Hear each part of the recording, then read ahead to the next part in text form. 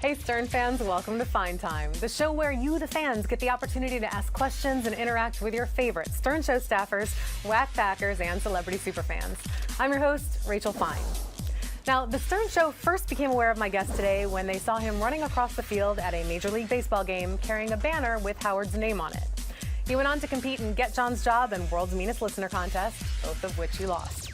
His breakups with his girlfriends and his ex-wife have all played out on air. And despite all of this, he has gone on to co-create and star in a hit TV show called Brickleberry on Comedy Central. Please help me welcome a man who is the most angry, racist, homophobic person on the planet. It's Yucko the Clown. Yay! Yay! What a nice intro. That was pretty good, right? Yeah. What a fucking amateur. Oh, well, Yeah. Thank you very much, Yucko. We're off to a great start. Hey, listen. Yes. My eyes are up here. I can't even see your eyes, but I'll take your word for it. Question from John S. John asks, do you feel vindicated now that Brickleberry makes you look like less of a loser? What? That's his question. John wants to know if you feel vindicated now that Brickleberry makes you... Who approved that fucking question? You? This is Richie? I don't pick the questions. I just ask you the people's questions. Jesus Christ. I feel like a loser? Do you feel like... You're married to a douchebag with fucking Crohn's disease who sells shit mittens for a living. Okay? I'm very proud of that douchebag. Okay, well... Do you feel vindicated now that Brickleberry is a success? I do feel vindicated. You feel good? I feel fucking great about it. Good. I'm proud of you. Jamie N. asks, what are you up to these days with women? What am I up to these days? Yeah, what's the story? I'm up to my elbow and pussy. Okay, fantastic. Yeah. Congrats. Pardon my French. But yeah, up to the elbow. Up to the elbow and slimy meat, gross pussy. I'm sorry to hear that. Yeah, well. Is there one gross pussy that you're involved with, or? Yeah. You know, I can pretty much walk into a bar and throw a nickel and then hit the first fat whore I see. That's what you go for? Yeah. I was poor growing up, and I used to have to f*** this fat chick in my neighborhood to play her Atari 2600. It's a true story, and so I've come a long way in the pussy world. So there's no Mrs. Yucko on the horizon? Oh, fuck no, never again. Done? No. Okay. Follow-up question from Papacito M. He asks, give us your best road pussy story. Best road pussy story, Oh, it was when Howard was taping shows out in Vegas. I went into this one room and there was like a threesome going on with a midget, not one of our regular midgets, but and then I jumped in the middle of it. Honestly, you had a threesome with a midget? Yeah. Joe M. asks, when was the last time you washed your clown suit? Jesus Christ. 1999. Next. Okay. F you, Jeff. Jeff L. asks, that was Joe, I think. Joe, f you, Joe. Jeff asks, when was the last time, if ever, that you did stand-up without the costume? Oh, God, yeah. 1991. I'm just gonna throw random dates out there. Are you just making it up? Yeah. 1991. It was a calm day, fall day in September. Yeah. But you did stand up before the costume. Yeah. Yeah. Do you think you'll do it again now that you're retiring? I don't know. Yucko? I don't know. Okay. I like doing it in the costume because you can get away with more shit, you know? I imagine. Yeah. Mike R. asks, have you ever taken a bit so far you almost... Question from Elise C. Elise asks, as a child, what did you want to be when you grew up? Did it involve show business? Let's see. As a child, I wanted to be... What was it? Oh, I wanted to be a paleontologist. Really? Like Ross from Friends. Okay. And dig up dinosaur bones because I thought dinosaurs were cool. But then I found out you had to learn like math and calculus and shit like that to dig up a bone. Are you kidding me? So I was like, it, I'll dress up like a clown and yell racial slurs. Good backup plan. Yeah. Mike L. asks, have you ever wanted to fight Gary Delabate, and who do you think would win that fight? Like fight? Fight, physically. Oh, God. I don't know. I'd just be afraid he'd bite me with those big teeth, you know? I don't know. He's got the advantage. He's got those big tombstone teeth and probably go right through my leg, so I don't know. I wouldn't with him. I think he'd win. I really do. I would surrender. Wow. Follow-up question from Pete Q. Pete asks, how does it make you feel when Gary dangles Stern Show appearances in front of your face while making fun of your comedic abilities? He can go himself, you know? You haven't been funny on the show in ages. and you probably won't be on any soon because you suck on the show. And unless you come up with a new joke, which you haven't in a couple of years, I don't really see you coming back anytime soon. His f***ing piece of TV show did 56,000 viewers. 56,000. I've got f***ing 1.5 million, you know? Who won? Who's got the comedic abilities now, huh? You f***ing go f***ing monkey kid. Go f*** yourself. And that's how I feel. Thank you for sharing your feelings. Scott G asks, what do you consider to be your biggest accomplishment on the Stern Show? Oh God, just getting on the show, period. I mean, it's a f***ing, you know, I've been a fan forever of this shit, and no, I think there's not one that really stands out. Just getting on the show, period, and letting Howard like plug Damn Show and all the projects and shit that I've been involved in. He's really instrumental in that shit.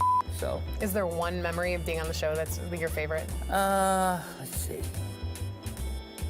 Probably, actually, no. We were doing some Playboy evaluations. I really miss doing those, like where I was judging like Playboy chicks. Yeah. Like we're coming in, and there were some real fatties that came through, and it was good just to rip them apart. Yucko, what about you? I don't know. I think she may need a nose job, too. No nose job. No, look at it. It looks like a bird's beak. Oh, you're off. Where you from, Croatia? Caw, caw, caw.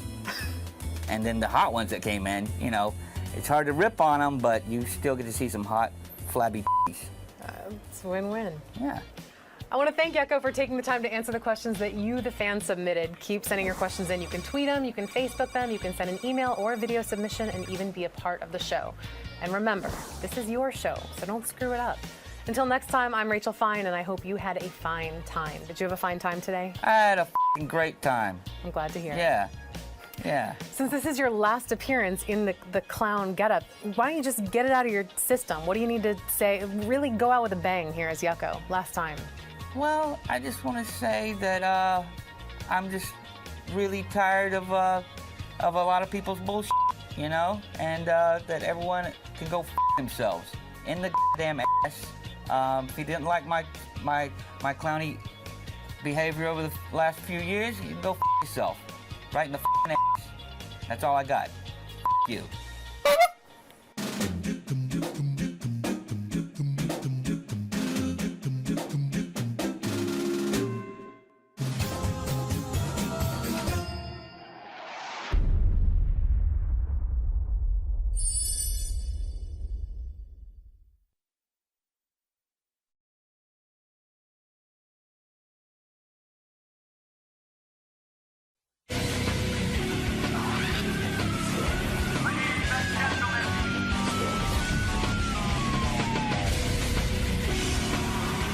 Sal rapping. I'm going to play you this. Somebody dug this up from somewhere. I guess when Sal had his rap career when he was a kid. Yeah.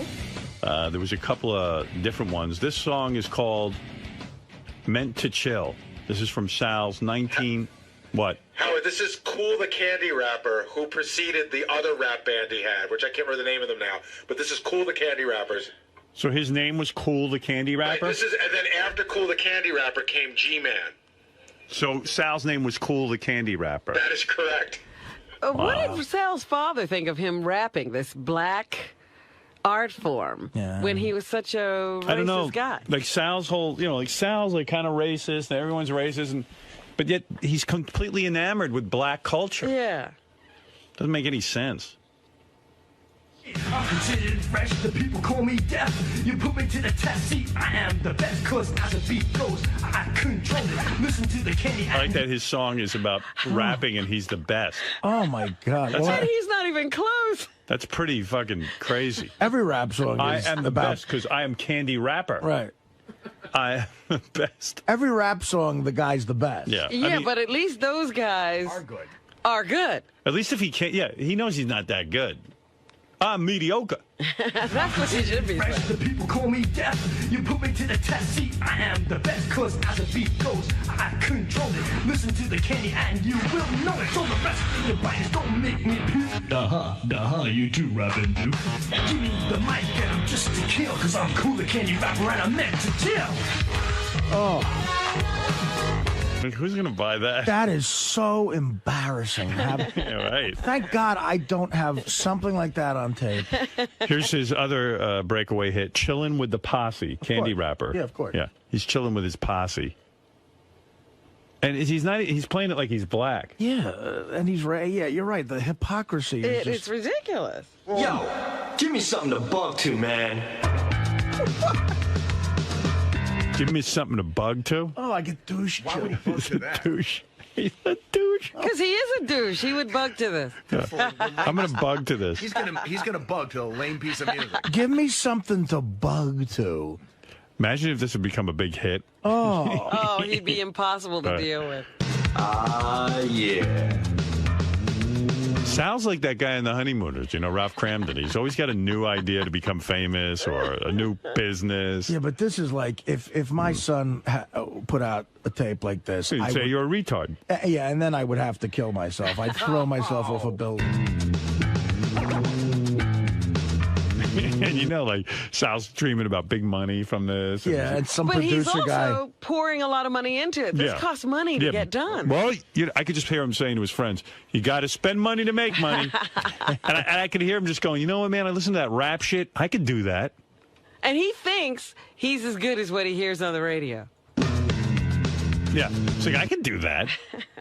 I'm gonna be rolling in dough. The posse paying out dues. Lounging in my limo cause I like to cruise. Smoke on the stage cause you know I could do this. On my own throne like a king, I rule this. Passing the church in a moment of silence. Farewell to a brother who died in violence. So chill, get Farewell to a brother who died in violence. Yeah, he's So doing the whole thing. that's his neighborhood where he Yeah. grew up. Another brother died of violence. Well, he grew up in a tough town. What the fuck? A Candy Rapper, or I thought Douche the Rapper would be a better name. Is it that I'm Sal Douche the said, Rapper. oh, black people do that? It must be easy to do. Is that Yeah. what he thought? Well, it's people talking, and he could talk. Do you guys want to hear any of "Take Me to Your Hip House"? Oh, please. Take me to your hip house. Take me to your hip house. But the word, passing Maybe by means- church in a moment of silence for another brother who died from violence. Sounds very upset. It's take me to your hip hop house. It says here, "Take me to your hip house."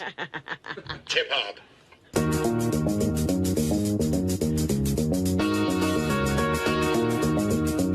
Yeah, coming at you. Now baby, get the feeling of the rhythm that I'm dealing to your body and your soul. So let yourself take total control. So wet 'em and spread 'em and make 'em nice and wide. And get my bass, put it to your face, girl, till it's ready to slide inside. And with one touch, not too much, I'll make you see to feel unique. With this jam, I'm ready to slam. I'm going to make So so was he much a money. wigger? No, it Yeah. was one of another one of Sal's get poor quick scheme. I'm very poor, and I'm going to make myself poorer. No, but Yeah. being on this show is a get poor quick scheme. Right. Mark, you're on the air. Make 'em nice and Big fan. Mark, go ahead. Hey now. Right now. Yeah, I love it. It's some pretty good rap there. You should go head to head with Isaac. Yeah. Douche the Rapper. I love it. All right, thanks. Such a fag. Yeah. Another brother died from violence. Jonathan, you're on the air in Los Angeles. Yeah, it's Vanilla Sal. Vanilla Sal. There you go. Vanilla Douche. You're a douche, Quillo Sal. Run the young douche. All the young douches. So come on, girl, just lift your feet and house me. To the hip hop house.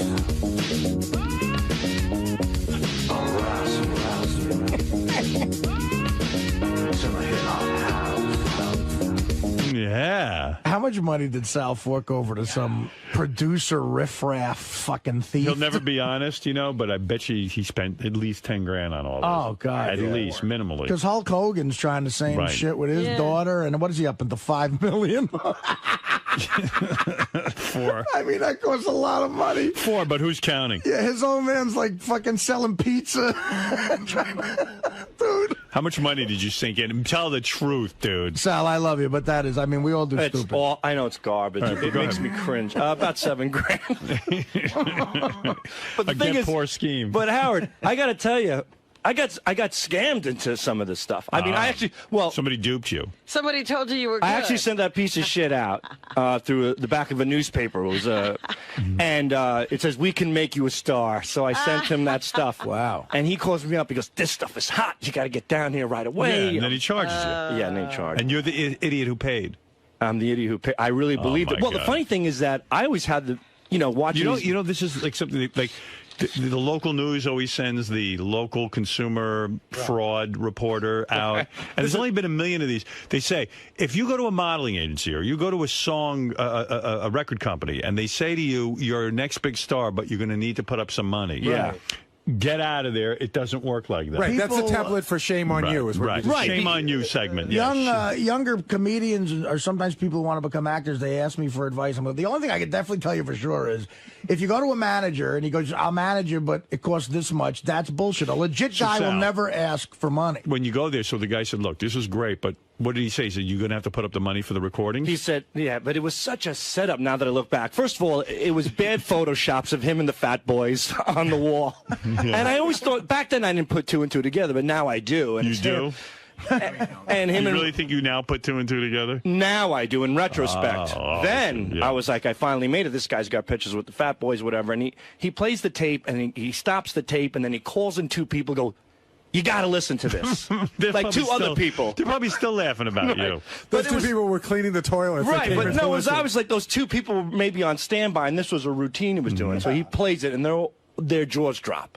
This is it. This guy's the hottest thing ever. Oh, my God. So he goes, listen, I'm going to send you out to New Jersey. I want you to meet this guy right now. He goes, we're going to make a hit record. This is going to be big. You're going to be huge. This is going to be fantastic. So he calls up this guy, and he goes, take this tape to him right now. So I drive out to New Jersey. You drive it out to New Jersey. I have my mom drive me out there. Right. And your mom, she's as gullible as you are. Yeah, my mom just working in the pizzeria, whatever. Right. We don't tell my dad because if he finds out we're spending money for this horse shit, he'll kill us both. You should have told your pops. I know. So we drive out to New Jersey, and Howard, I swear to you, it was a beautiful studio. 48 tracks, state-of-the-art I'm sure design. it was. Yeah, right. The guy pops in the tape, the engineer. And again, it's the same motion. He's tapping his foot. Holy shit, unbelievable. I can't believe what I'm hearing. You are the next sensation. You're going to be huge. Oh, boy. He had a big empty recording studio, so he had to make a deal with the devil. Yeah, dude, there were cobwebs all over the place. So he's like, this is it, huge, blah, blah, blah. So now I'm convinced, finally, like you said, Ralph Cramden finally got the pot of gold at the end of the rainbow. So he sits down, he goes, okay, this we're going to do 48 track. He goes, we're going to get singers in here. He goes, we're going to get backup singers. We're going to get guitarists. We're going to get keyboard players. We're going to get some of the best of the best. He goes, we're going to work this day and night. You're going to have a hit record. It'll cost you $7,500. So now I'm like, wait a minute, this doesn't make any sense to me. That's when you should have left. I thought I was the superstar. Right. So I go, okay, so now I left. Did you say to him, gee, I thought the record company's supposed to pay me? Well, I didn't say to him because I didn't have the balls to do that because I was so pumped up. Right. I felt intimidated to say, wait a minute. How old were you? I was 16. Mm-hmm. And think how much of a dirtbag that is. He sees a kid and he's playing on his emotions. Just shows you how stupid you are, though. Thanks, man. They wait for people like you. You're the mark. Right. Yeah. So and even, did you ever watch television news and they go, shame on you? Well, hold on. To follow up, you might be a little proud of me. Right. I went home. I go, I don't know about this. This seems a little fugazi. So I go through the yellow pages and start calling recording studios myself. Now I go legitimately to a recording studio. I play him the tape. The guy doesn't tap his foot. Yeah. The guy doesn't snap his finger. The guy doesn't call anybody.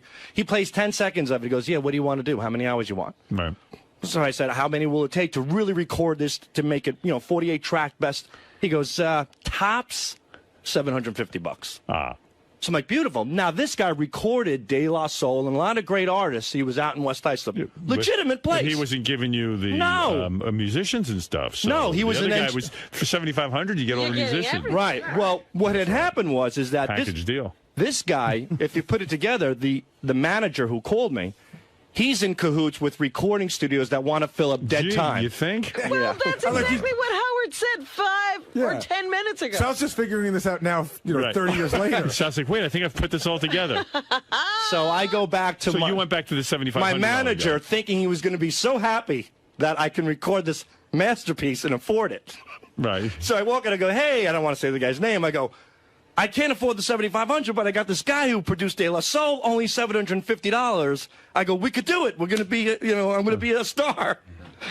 So he looks at me and goes, what are you kidding me? That guy's a piece of shit. You're an idiot. You went over my head. I was about to make you a star. And he goes, you did.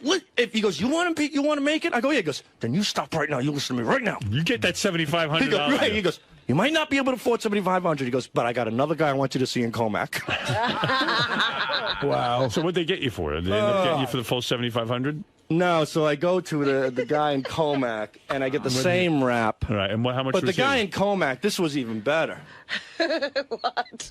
He pulled the best scam on me ever. So I go to Comac, he goes, man, he goes, listen, your manager's right on the money with this shit. So on the money. He goes, can I ask you one question? I go, what? He goes, can I make a phone call to another record company? You didn't sign with him yet, did you? So I go, so good. So I go, no. He goes, man, he goes, if I make a phone call to this company, he goes, I think I can get you the hottest deal. He goes, this is so hot.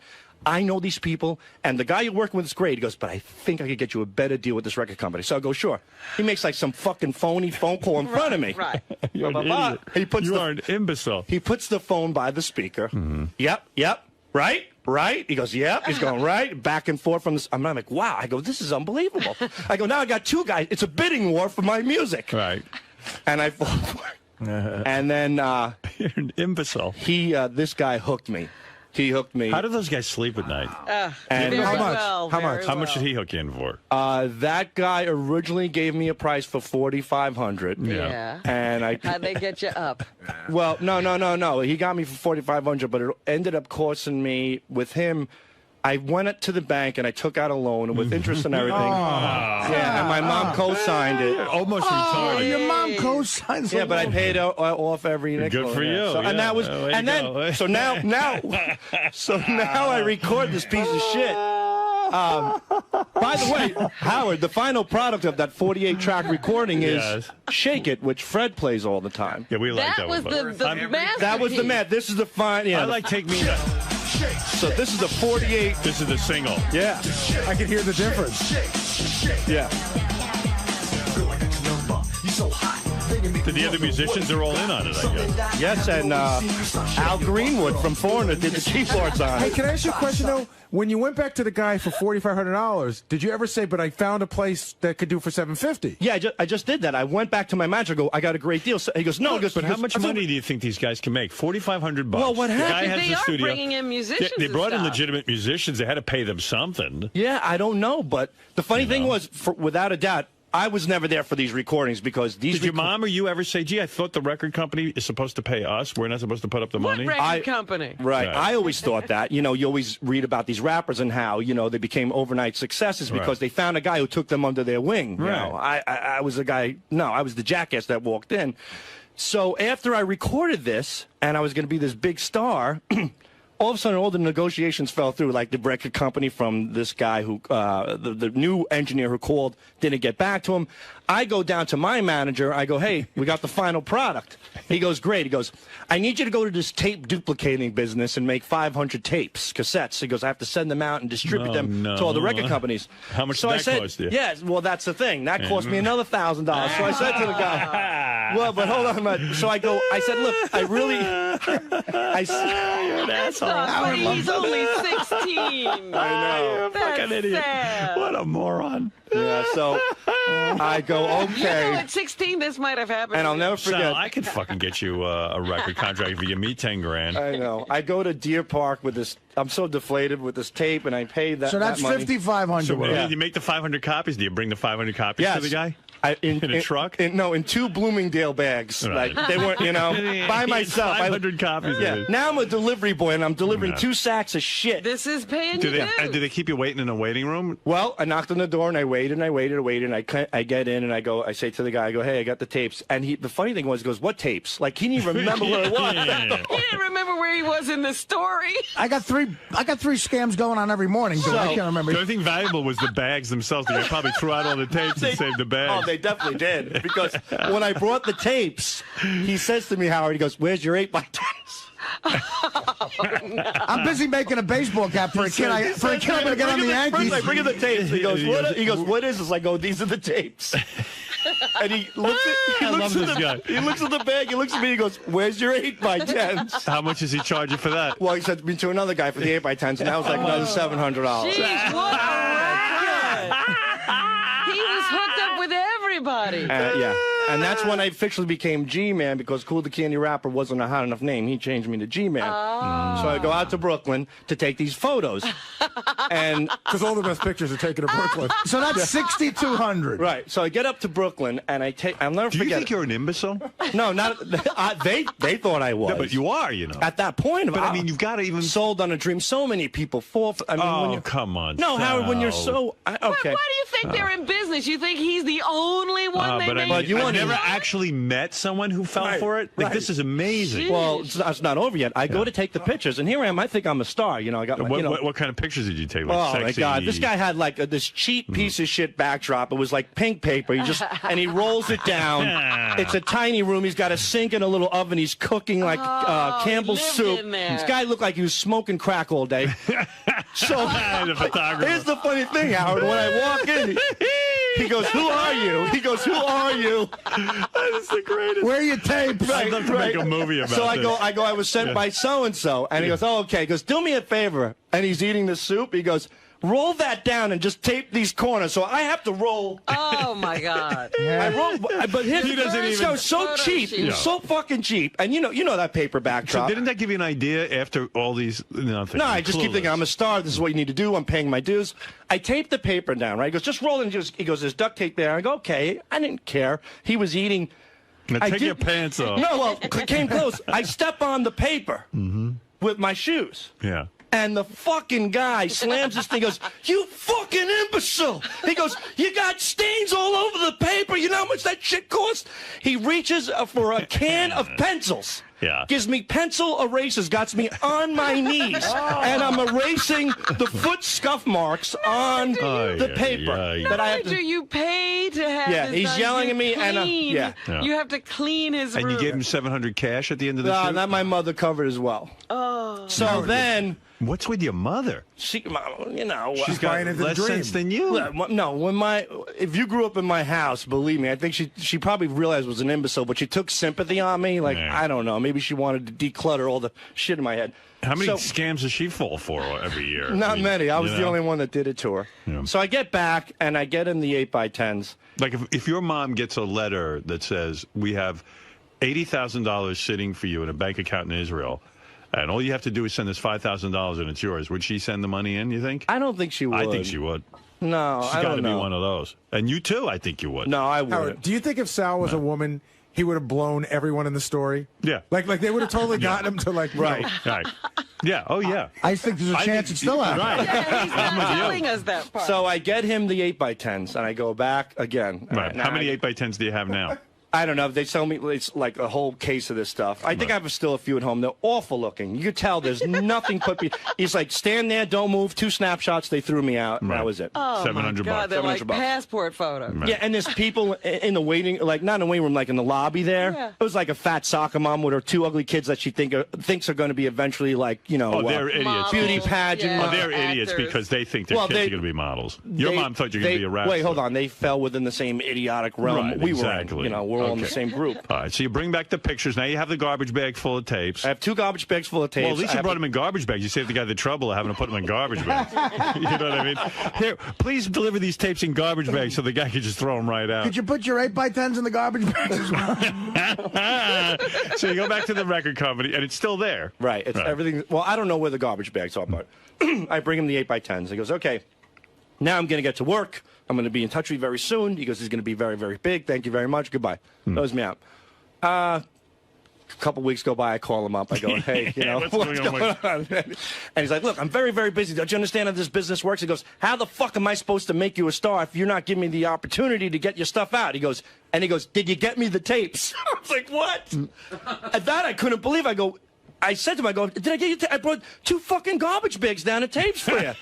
He goes, "What are you talking about?" I go, "I brought them to you." I He threw goes, them "Hold on. out. Yeah, so he does one of these things. Hold on one second. Like, Ethel, where are those tapes from Sal Governale? Oh, okay, yeah, we're on it. I know why I got confused, because you were a candy rapper, now you're... Some bullshit. Right. Then Now he you're calls me G-Man. back. He calls me back, because I think he feels like, oh, my God, he's onto this even idiot. He felt bad, yeah. No, he thinks that I'm onto a scam. So he goes, listen, I got a great deal for you. He goes, have you ever heard of publishing? I didn't know publishing. He goes, you know what, Sal? We need to make a TV commercial. How much you got?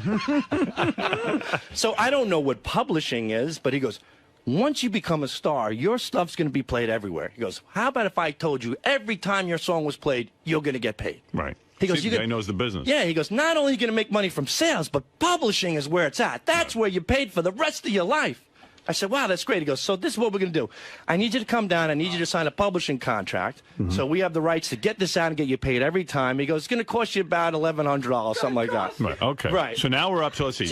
That's where we get to about 7. But I told him, I said, and I went to my mom, and I was really upset. You should have said, screw the publishing. You guys can have the publishing. Just make me a star. Right, and I think So you never give him the 1,000? No, he gave me a deal. I think it was like $450 For the contract. for the contract. A piece of paper that he's had. Right. That's just a boilerplate contract. Which I think you're entitled to publishing anyway, as long as you're the artist. I don't think you pay additional money, but he made me. Well, you do.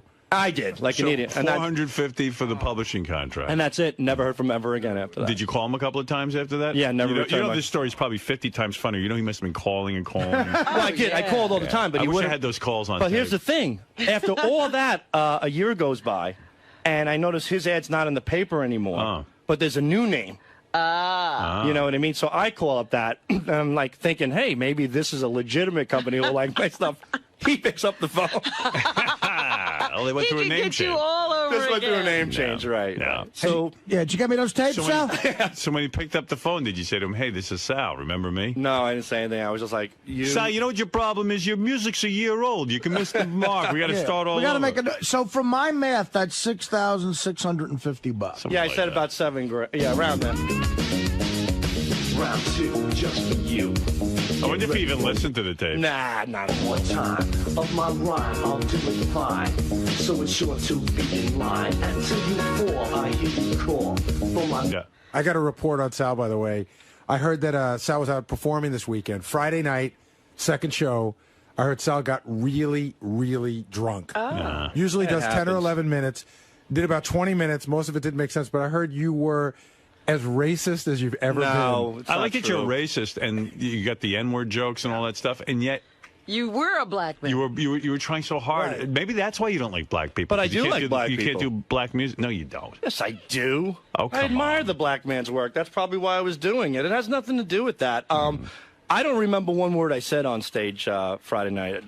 Bob and Then how do you Chewy, know you weren't racist as ever? You're a self-hating wigger.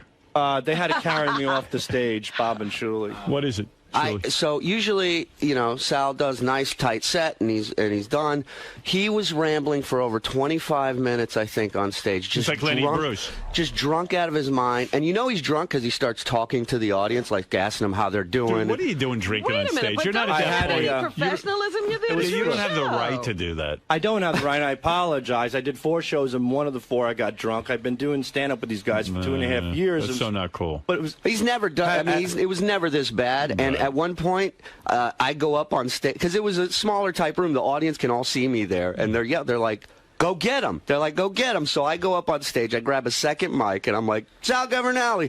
He won't let go of his first mic, and Bob runs up and yanks it, rips it out of his hand. Gets him off the stage? No, then Sal turns around, rips my mic out of my hand, and talks for 2 more minutes. I felt obligated All to right. talk to you on it. All right, now everybody But knows how you fall for anything. And Sal's out there if anybody wants to make a mark on him. Actually, Howard, the Backspin, the classic hip-hop channel, wants to play some of his rap songs. I bet they do. Yeah. Who wouldn't? $400, though, Maybe they there's a were. chance yet. No, no chances. Considered fresh, the people call me death. Listen to this You put me shit. to the test, see, I am the best, 'cause as the beat goes, I'm going to be a star. Can you imagine the guy sitting in a room tapping and bopping to the... Oh, God, how did he even do that?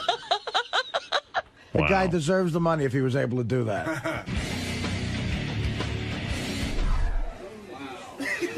Yo, G-Man, you remember any of your rhymes?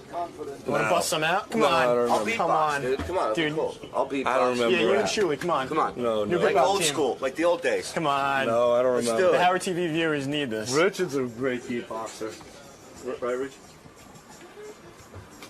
No, I've had enough. Everybody wants to rap. Who's this? Is this Isaac? Bubba. No, I tried, What can I do? I was a young kid, and... Wait, Shuli used to rap, too! I was more of a beatboxer. I was more of a beatboxer and a dancer. I was in a crew, but I never gave anybody thousands of dollars. I knew I was shitty enough to just do it in school with friends, and that's it.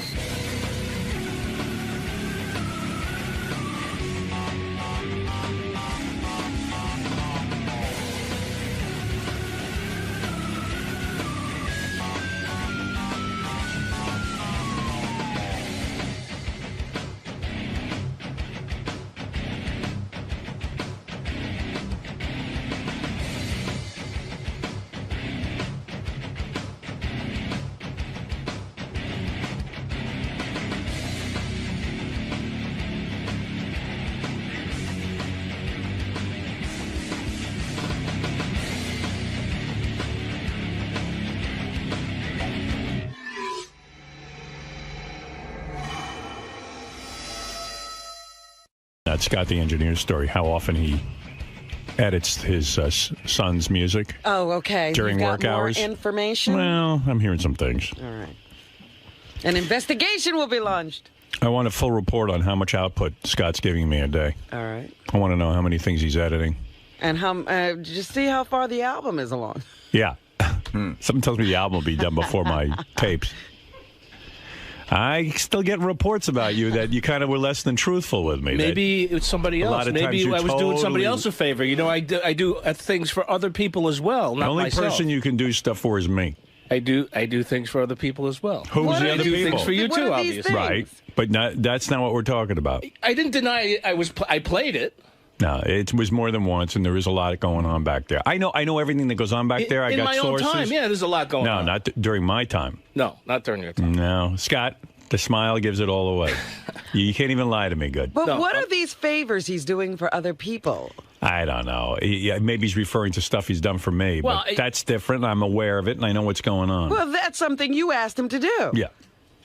Yeah, but he's giving me a smile. I mean, I know some favors I've done. If you're referring to my favors, what are you getting on my case for? All right, you want me to start now? All right, everybody back there, the 4 or 5 people that go down for at least 2 hours a day smoking cigarettes. I'm not talking you about want to get on them. their fucking case? I'm talking all about right? you. Bullshit, man. I'm talking about you. Bullshit. Talking about you. It's bullshit. No, I'm talking about you. I fucking work. These people are downstairs smoking their brains out and not doing any work for 2 hours a day because every time they have a cigarette, it's 10 minutes. 10 minutes times 10 you know cigarettes. what you're like? How long is it? You're like one of my kids when Come I go, on, man. hey, you're not doing your homework. No one else is doing their homework. Of course I'm working. Let's talk about you. Forget about the people who smoke cigarettes. Let's assume. Yeah, forget about them. Yeah. It's all about me. Well, it's this only is a about discussion me. about I'm the you. only fucking asshole that works. I'll talk about the cigarette people with the cigarette people. I'm talking about you. I mean, you're not I don't smoking get cigarettes. It. Bravo. I'm one of the hardest workers around. I've been working for you for I know. ever. I'm going to have to monitor your I output. don't get it. Why you busting my chops about? I'm going to monitor your output. I want to see how Fine, much whatever you're you getting done. fucking want to do. I just want to know.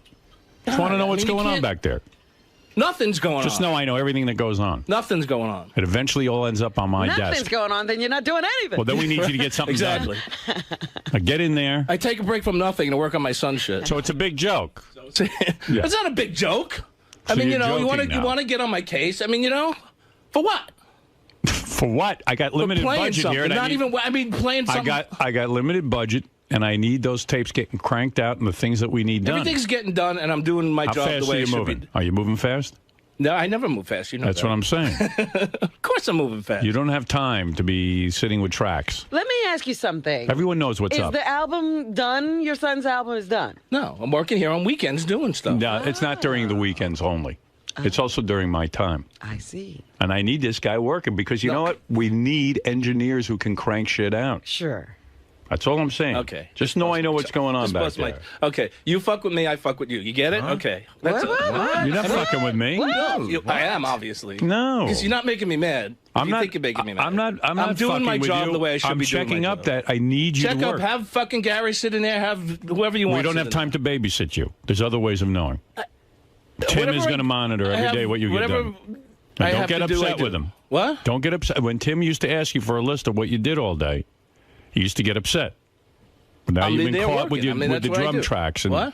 You've been caught with the drum tracks, and now we have to monitor what you Baba do. Booey said I had, Not Baba Booey. I'm your fucking boss. It's Gary. Look Mr. at that. Delabate. It's also Mr. Gary Del apostrophe A, capital A, Bate. What? What is he chiming in? I mean, all of a sudden I got to call Mr. Right. Delabate? Gary, Call me Gary. Gary, is there a way to monitor what goes on back there? Really, I want a system. Well, there is, but Scott's not going to like it. Well, I'm I don't not going to care like if he anything likes you do. Well, we'll start with going back to Scott, just giving a list at the end of the day. Just All what right. he produced for the day. Fine. That's what he used to do with Tim, but I know it used to piss him off, right, Scott? Now, let's say he goes. everything Does he just make a list and go, "Oh, I worked on the tapes today," or does he talk about how many? He'll say, I worked on the game show special for 3 hours. I did Robin's News for an hour. And then does anyone check to see how much? Like, if he works for 3 hours, does one tape get done or 20 tapes? I mean, I need a thorough checking of what goes on I'm back not working there. on tapes. I'm not. I mean, that's I need to know, like, in the 3 hours, how much work does he get done? Like, so if he just writes down, "I worked on the game show tapes," does it take him a year to get it done? I got to go play solitaire. I'm busy. I can't stay here. You don't have to stay here. I'm working your schedule out with Gary. You have to be monitored. The schedule is you can monitor me. My schedule's not going to change. Who are you answerable to? In other words, let's say you work on a game show special. And Gary and Tim. I mean, whoever gives me work, that's who I'm answerable Who do you work under directly when you do the game show special, for example? John Hine? Yeah. And he feels he's getting this material back in a reasonably quick time? You have to ask him. Let me find out. John? I think I'm doing it fine. John, are we getting this material back in a very quick time, in a timely fashion? I want honesty now. Hold on. You're on trial, my friend. Are we getting this work back in a reasonable time? On the game show special? Yes. Scott has been responsive, and he's done everything I've asked him to do. In other words, you're not sitting and waiting for this stuff? No. It's coming in quickly.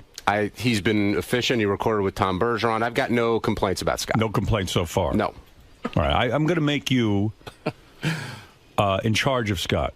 And if you feel he is slowly... So he'll answer to Gary and you. And he is no longer on a level with you. He's underling to you. Okay. And you are his boss. Okay. And You've been demoted, Scott. You've been demoted. You actually lost position today, I Scott. guess. Believe me, if Scott worked as hard on a cure for baldness as he does on his son's music, he'd have a full head of hair right now. You know what? You were a sergeant, and now you're because I back to played corporal. something doesn't mean I was working on something. I admitted that I played it. Wasn't working on it. What did you play I it worked for? here I worked here for the last 2 weekends for 12 hours a day. That's working. No, you weren't listening working. to something is not You were working listening on to something. your son's music. You weren't working. What's the You fucking were- difference? What I listen That to? was your hobby. No, no one's paying you to First do of all, that. first of all, if you really want to, I mean, you really want to push things to a limit. Yeah. You want me? I mean. Do I get a lunch hour? No, I'm supposed to get a lunch hour. We're going to start with this bullshit. You want to get petty about things because that's what Yes, you're doing. I want do to get a lunch petty. hour. Legally, I'm supposed to get a lunch hour, So take which I it. never Who take. stopped you? So that's my fucking lunch So hour. who I listen stopped to my you? son's music. Okay? No. That's the end of that. No. No, So what do you mean, so no? You do. What do you mean, listen. no? So in other words, you said you never listened to your son's I music. said I said I So would you listen. are back there with your son's music. No, I said I didn't deny not listening to it. I listened to it. I told you that yesterday. You know, you're not in the K-Rock union.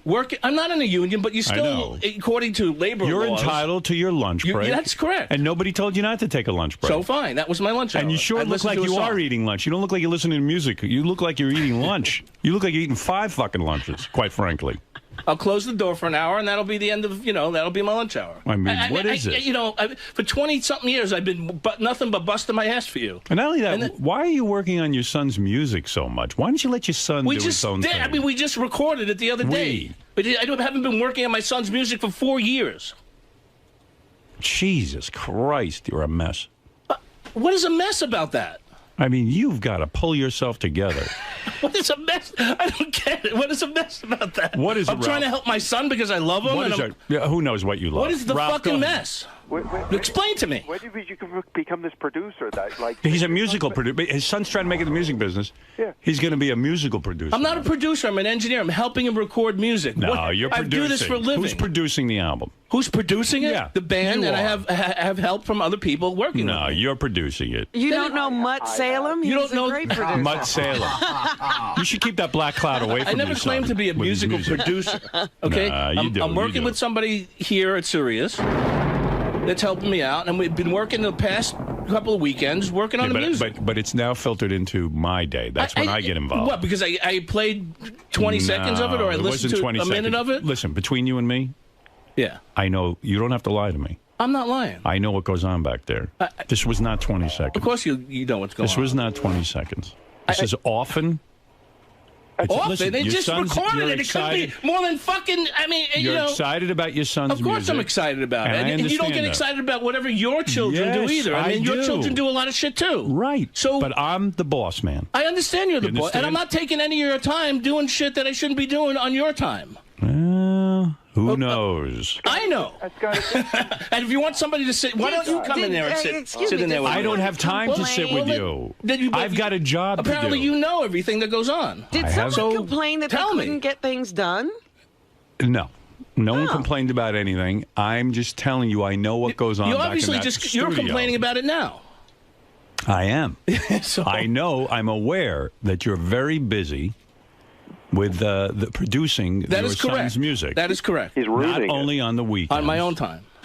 Not only on your own time. If I do it after like a certain time in the afternoon, which I've done on my own time. So now suddenly. Wait a minute. Now suddenly. How long you do I said need? it was only weekends, but No, I now just said we're hearing if, about no, during I didn't the say I weekdays. was doing it. I said if I do it. You want to come clean and say you have been and apologize and say you won't do it anymore? I'll listen to that. No, I'm not saying that. All right, then I have nothing to talk about.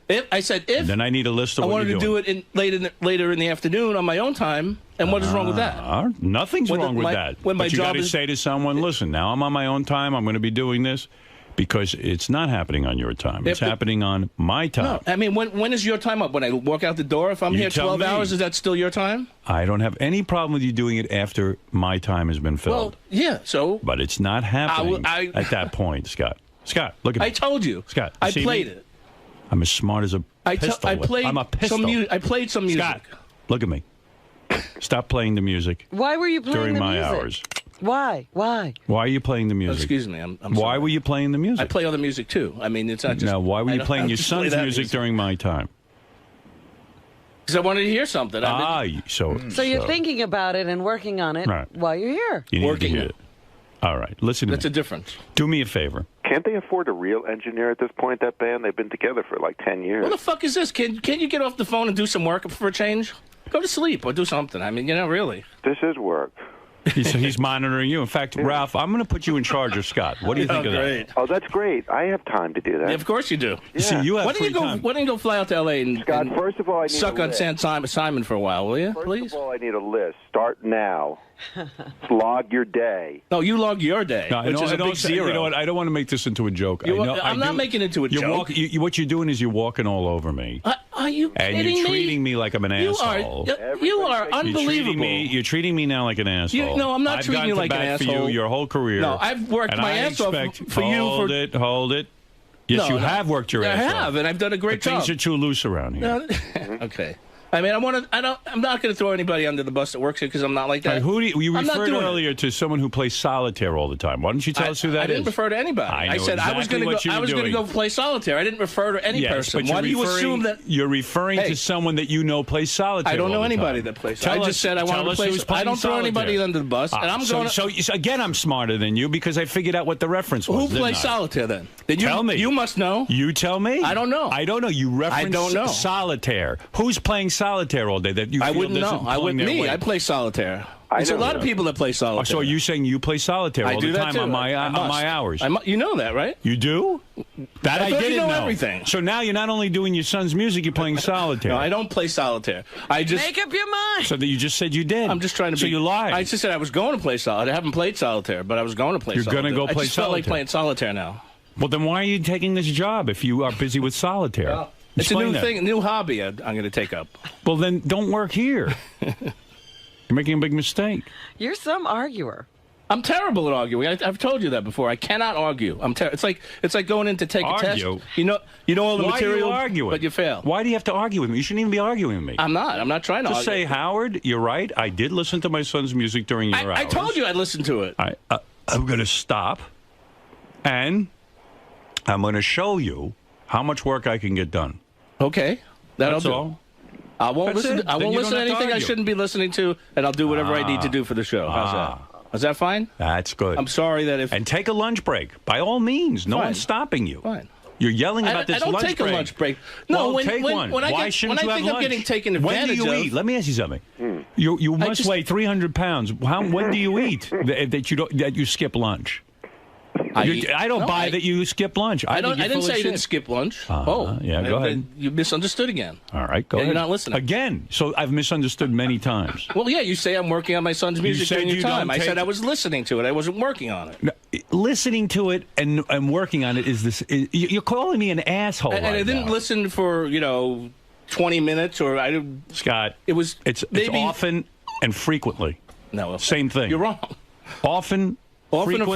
frequently. It can't be often. It just I didn't often, have it before it's this frequently. week. You're obviously very excited about it, and you're playing it. I said that. Block it out of your mind. Fine. Do that at home. You're not in the band. Right. Ralph, you wish you had a thread of talent as much as my son Leave does. your son alone. Fucking asshole. Your son. He's blistering up the charts. Dope. Look, I love that you love your son, and I love that you're doing this for your son. That's great. But I love you too, and I need you to work This hard. is just bullshit. That's all. I apologize if I'm doing something that I shouldn't Well, be doing. you did during your admit time. you are listening. It won't, I did. I said that yesterday. So I didn't for the deny 8 that. hours that you work, Yeah. put all your focus on your work. Okay, for those 8 hours. Right. That's and guaranteed. then listen. All you need For those 8 hours. That's right. That's guaranteed. That's all I need. That's I a need you promise. to put out, man. I put out whatever I can. Pretend I'm your son, and you're working. Work all weekend for me. That's a little retarded. Because your son ain't paying. That's retarded. You're my son. That's right. Pretend I'm your son, and you will work as hard for I've me been doing as that you for do. 23 years. No. I've been doing that. Dad, I don't buy it. All right. You don't love me as much as my brother. Now get to work for me. Okay. That's all I do. Howard's son. Howard's son. He thinks it's funny. Yeah. Oh, it's a big laugh. Well, now I have to put new monitoring in. You should give him more work. That's what I'm planning on doing. I got to keep him busy. I want him hopping too. Yeah, if he was. I like this guy. I like his work. I just want more of it. Mm-hmm. See? Mm-hmm. Mm-hmm. I want more of that work. He's good. I brought him all the way over from K-Rock. I'll tell you why, because he's good. And I like him. appreciate that. But I don't want you to get lazy in I'm your not old getting age. lazy. I'm not getting lazy. You know. He's getting comfortable and lazy. Right. A lot of free time. Yeah. Listen to drum tracks. Drum tracks. I take after you for a lot of free time. Like lazy. He's got a different job than you. Maybe Nobody you want can figure his that job. out yet. My job requires me to be lazy. Yeah. It's in his job description. maybe you want his job. That's something you'll have to talk to me about in private. I don't want Move over, Ralph. Yeah, really. Coming after you, Ralph. You know what I'd like to see you in? Big baggy jeans and a horrible shirt. There you go. And shave your head. I could really dress you up nicely. And try to grow a bad mustache. Does he have a bad mustache now? Yeah. Oh, God. It's not a mustache. Big gray mustache in the middle of his face. God, how horrible. It's been like this for years. I don't know. Just a goatee. I shaved the rest He has off. a goatee. I love you, man. I know. I don't love want to you see too. you fuck this up. I'm not fucking anything up. I'm Don't working fuck hard for this you. up. I'm doing everything I should be doing for the All right, show. Okay. That's all I care about. And He's got to qualify every remark. And more. Come on, man. You can do it. My money's on you. Don't get lazy. Come on. Be a team player. I am. I've been. Because I he get says- reports on you. He says an album only comes out once every 4 years. Yeah. Howard. I didn't say that. No, I get a report through many Oh, sources. you think I've been doing it before that? That's bullshit. That's come total on, man. bullshit. Show me what you got. Okay. Hold on a second. That son's going to drum you right out of a job. Because I don't want to listen. I don't want to have to monitor you. You know, I don't was have good. to You know, monitor me. I was Isn't all it fired been up about this. wonderful around here being, sort of your own supervisor? I love it here. Yeah, do your thing, man. Don't make me monitor you. Screw it up. This is the best thing ever, and that's why You're going to turn this into a job. I felt like playing something for a minute. I don't want to was be not out of line. I don't want to be the jerk who has to take a magic marker and write your schedule on the top of your forehead every day. No, it is wonderful, and that's why I felt playing something for a minute. You know what I'm going to do? Fine. You ever see football players when they do something great? they put a star on their helmet. You know that? Yes. That's why you see all those You gonna stars. put stars on my head? I'm going to put a star on your head every day that you're good. And the more stars you have on your head, Thanks. What does people he will get know. when he's bad? A dunce cap. No star. So No, you- but you got to put something else Put a up dunce there. cap on So his everybody head. will know he's Oh, yeah. bad. On the days you're bad, a dunce cap. On the days you're good, you get another star. And soon your whole head will be covered in Your stars. head is like a helmet anyway. I'll be like When a they start constellation. decorating. So what a You lot of won't even football need hair. teams, what a lot of football teams do, they put the symbol. Like Florida State has a mohawk, has like a tomahawk. You should put the fist symbol, a little fist. Little, symbol. I'm going to put On a little. his head. Thank you for that. See, that's a creative guy working. Right in the middle of his head, like that dot. I'm going to put a. Thanks, Artie. I'm going to put a nice fist symbol on your head and paint it right on there. Miniature. Like a fist stamper. Right. Yeah. And stamp your head every time you do good. You can wear a sari and your fist symbol. Right. I'm jealous. In fact, I'm I'd so like some on my confident. bald spot. I'm so confident. Right. I'm so confident right now in you. I'm going to draw a fist on your head right now. Your first fist. Do you know this is going to be a good day? Should I pass on that for now? You know when you go to church and they put the ashes in the middle of your head? That's what I'm going to do. Big Okay. fist right in the middle of your head. In ash. To remind you Why when you don't have you a just good day. Everybody's going to think you're a married Indian woman. Right. I know you're in there working on Heinz Special, but maybe you could have gotten it done in 2 days as opposed to a week if I you got it weren't done. busy with the music. That's what I'm worried about. Heinz doesn't know if you're doing it fast. And he's new to radio. Whatever I have, know. I do it, and then I did your job, so I know your I job. understand that. I think even John was saying he's incredibly slow. Who? John? Were you John? Do you find him slow? When, Ralph? The other day when we were talking on the phone. Oh. All right, John. Yeah, you guys talk so much. Did you say that, John? No. No. Ralph's doing his job incredibly well. Oh, okay. He said you're a big bald loser and you work really slow. Well, I'm looking forward to seeing those gold stars on your head because people are going to walk through the halls and go, "There's a winner." Thank you. Who's he? There's a winner. Motley on the phone?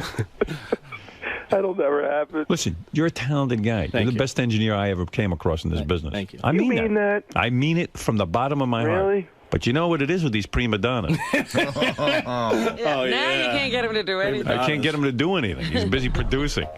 Producing. I'm not really Honestly, producing. I love you, but don't fucking push me against the wall here. Come on, work with Howard, me here. I don't know where this comes from. I really don't. Yeah, I don't mean, treat your job like your dog. You've been Pay so attention great. to me. Yeah, don't try to get rid of the job the way you tried to get rid of the dog. Yeah, where is that dog? About to have surgery. It's still in my house. The dog you nicknamed Money Pit. That's it. I gotta have my son become a star to pay for the fucking surgery for the dog. Chico, you're on the air. Scott, I told you, fuck everybody. I'll get rid of that dog with you one week. Hey, Chico, what's happening? Go for a little ride. Perfect fucking dog for that jackass. What can I do for you?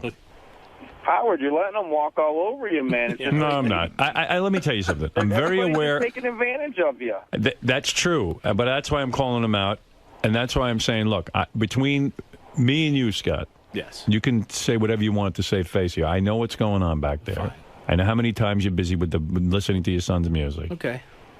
And I'm just saying, enough. Stop. Okay. Time to get back to work. Fine. You know, show people what you got.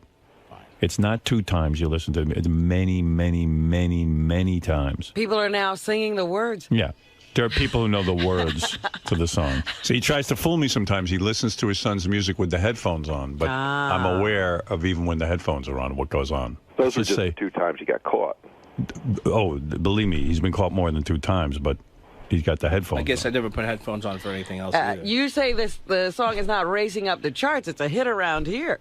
By the way, just so you know, there is no song. It's not even, there's nothing. I put Sal in charge of a chart that's going to monitor your work. There it is. It's the Scott's work checklist. You can see him back there on the Howard TV. Put something into Scott's board where he could listen to what he's doing all day? Well, something like that is being worked on. Okay, good. Hey, Howard? Yes. You know, this is one of the best segments that Scott's done all year. I'm laughing my ass off out there. I think he did a great job today. Can we put a gold star? Put a gold on star on his head and give him. All right, that's his first gold star. Okay. All right. Scott, you now have a gold star. And you are a winner today because...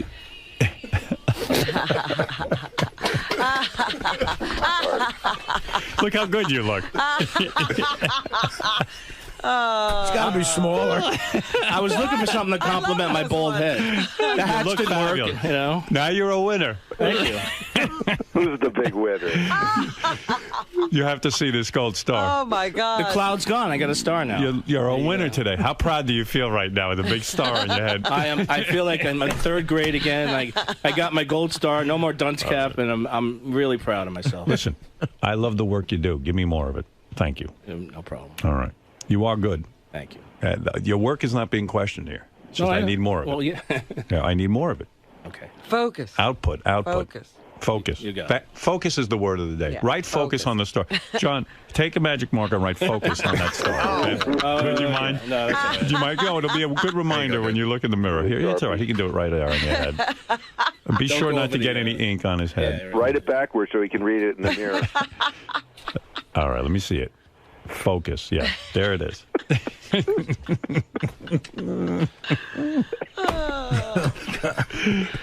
You're an inspiration. You know the what? rest of the staff is inspired. You're not kidding. Everyone's going to be jealous of your big star that says focus.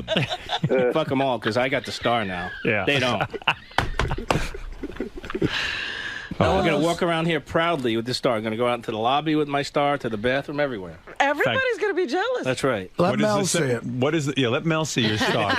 Let Mel for a raise. While he's working for that merger. He already thinks I'm an asshole. Let's go all the way. Do me a favor and don't take that star off all day. And in fact, what is the name of your son's band again? Emergency Now. They should change their name to Focus. Yes. Because you've got a big Focus star. That's Now. great publicity. Wasn't there a band named that? Emergency what? Now. Emergency Now. I didn't name them. A terrible name. I mean, Emergency Now. All right, maybe that's good. What do I know? A lot of young kids now like those kind of names. I mean, yeah. All right, listen. I know your son. Your son's a talented kid. Very I like talented. It. Yeah. Stevie Ray Vaughan's father had a star at work. Is that right? A lot of famous guitarists. I didn't know that. He earned a star like Scott? Several times. Look at that. Richard makes a nice star, doesn't he? Beautiful. With the tape on it and everything. I have to go look in the mirror. You're not going to believe I it. can't stop staring at it. There you go. I'm so proud now. Look at that. Look, there you go. Look on the monitor. Beautiful. Can't see I'm bald now. You're not a bad-looking man. Not with your star. Yeah. Anything helps. What a look that is. All right. Listen, seriously, Scott, Gonna thank start a new fad now. you. All right. Thank you. Please. Please help me. That's all I'm asking for. I need your help. You look like Gorbachev. A big stain on his head. A grape stain? Yeah. I don't know if I'm going to have any more room for more stars. Maybe I could put stars on top of that star. Oh, don't worry. He won't do anything else right. I think You're that's saying it. this is his only Thanks star? for the confidence, Ralph. That's it. You're saying this is his only star he's ever going to get? That's it, man.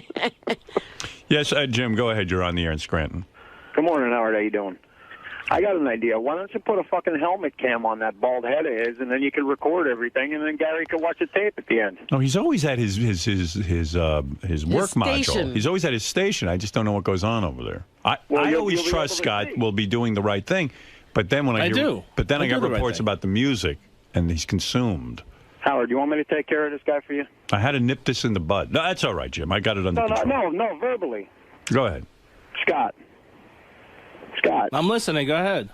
get the fuck back in your hole and engineer something, or you're fired, you bald, lazy fucking prick. Thank you. At least I can go back in there and do Jim's an something. excellent manager. Where do you work, Jim? What kind of work do you do? I'm a garbage man. Right. Well, let me tell you. You know what? Laugh all you Excuse me, want, Scott, but I'll tell you what. Made me laugh. I make $17 an hour. It's pretty good. No more one's laughing now, I'm on it, Scott. I'm not laughing now. Sorry. I didn't realize you made that much. Maybe I'll switch careers. Pennsylvania, I'm fucking rich. Let me tell you, this guy's probably got a Houses mansion. here only cost $75,000. He's got a McMansion. This Yeah, guy. there you go. $75,000. That's right. You Yeah, can buy a that's what I house got my in. house You could for. buy a house in Scranton for $75,000. Wow. Is that a trailer? No.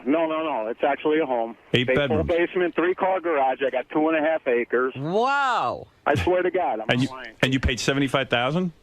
Actually, 79. Yeah, after all the closing costs and everything. Yeah. Wow. When did you buy this house? 5 years ago. Wow. He's in the middle of a toxic waste. And let me tell you something. It's now worth $83,000. There you go. It's over an Indian burial ground. Property values really. You can't even get in for Shooting up. You can barely get in for $83,000. What's your mortgage?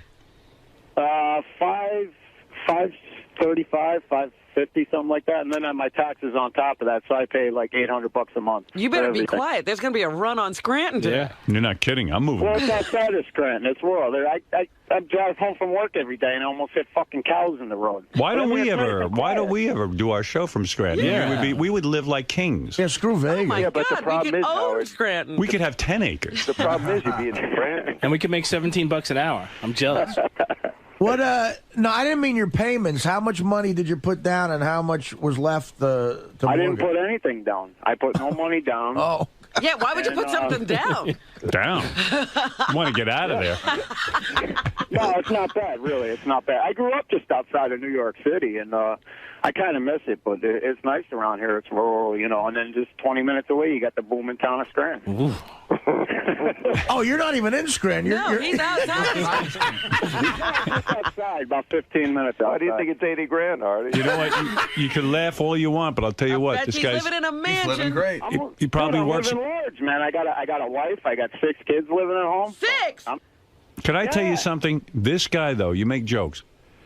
You see, they know how much garbage he picks up. In other words, if he does it in 20 hours or he does it in 1 hour, they don't care, as long as the garbage gets picked up. And if he doesn't pick up the garbage, there are people calling. Right. You see, with Scott's work, I'm not sure exactly how much. In other words, when he's working on a special, it might take him 10 weeks where it should have taken him 1 week. But if he's getting paid hourly, they do care if it's 20 Yeah, hours. see, you got to milk it. You got to stretch it out. You know what I mean? That's why I'm not paying Scott hourly. I could stretch my workout too. I think that's what you're doing. No, I do it as quickly as I could. Hey, come on, you got to get a little fire under you, man. 53 hours a week. How much do you work, Scott? How many hours a week? Probably around 50.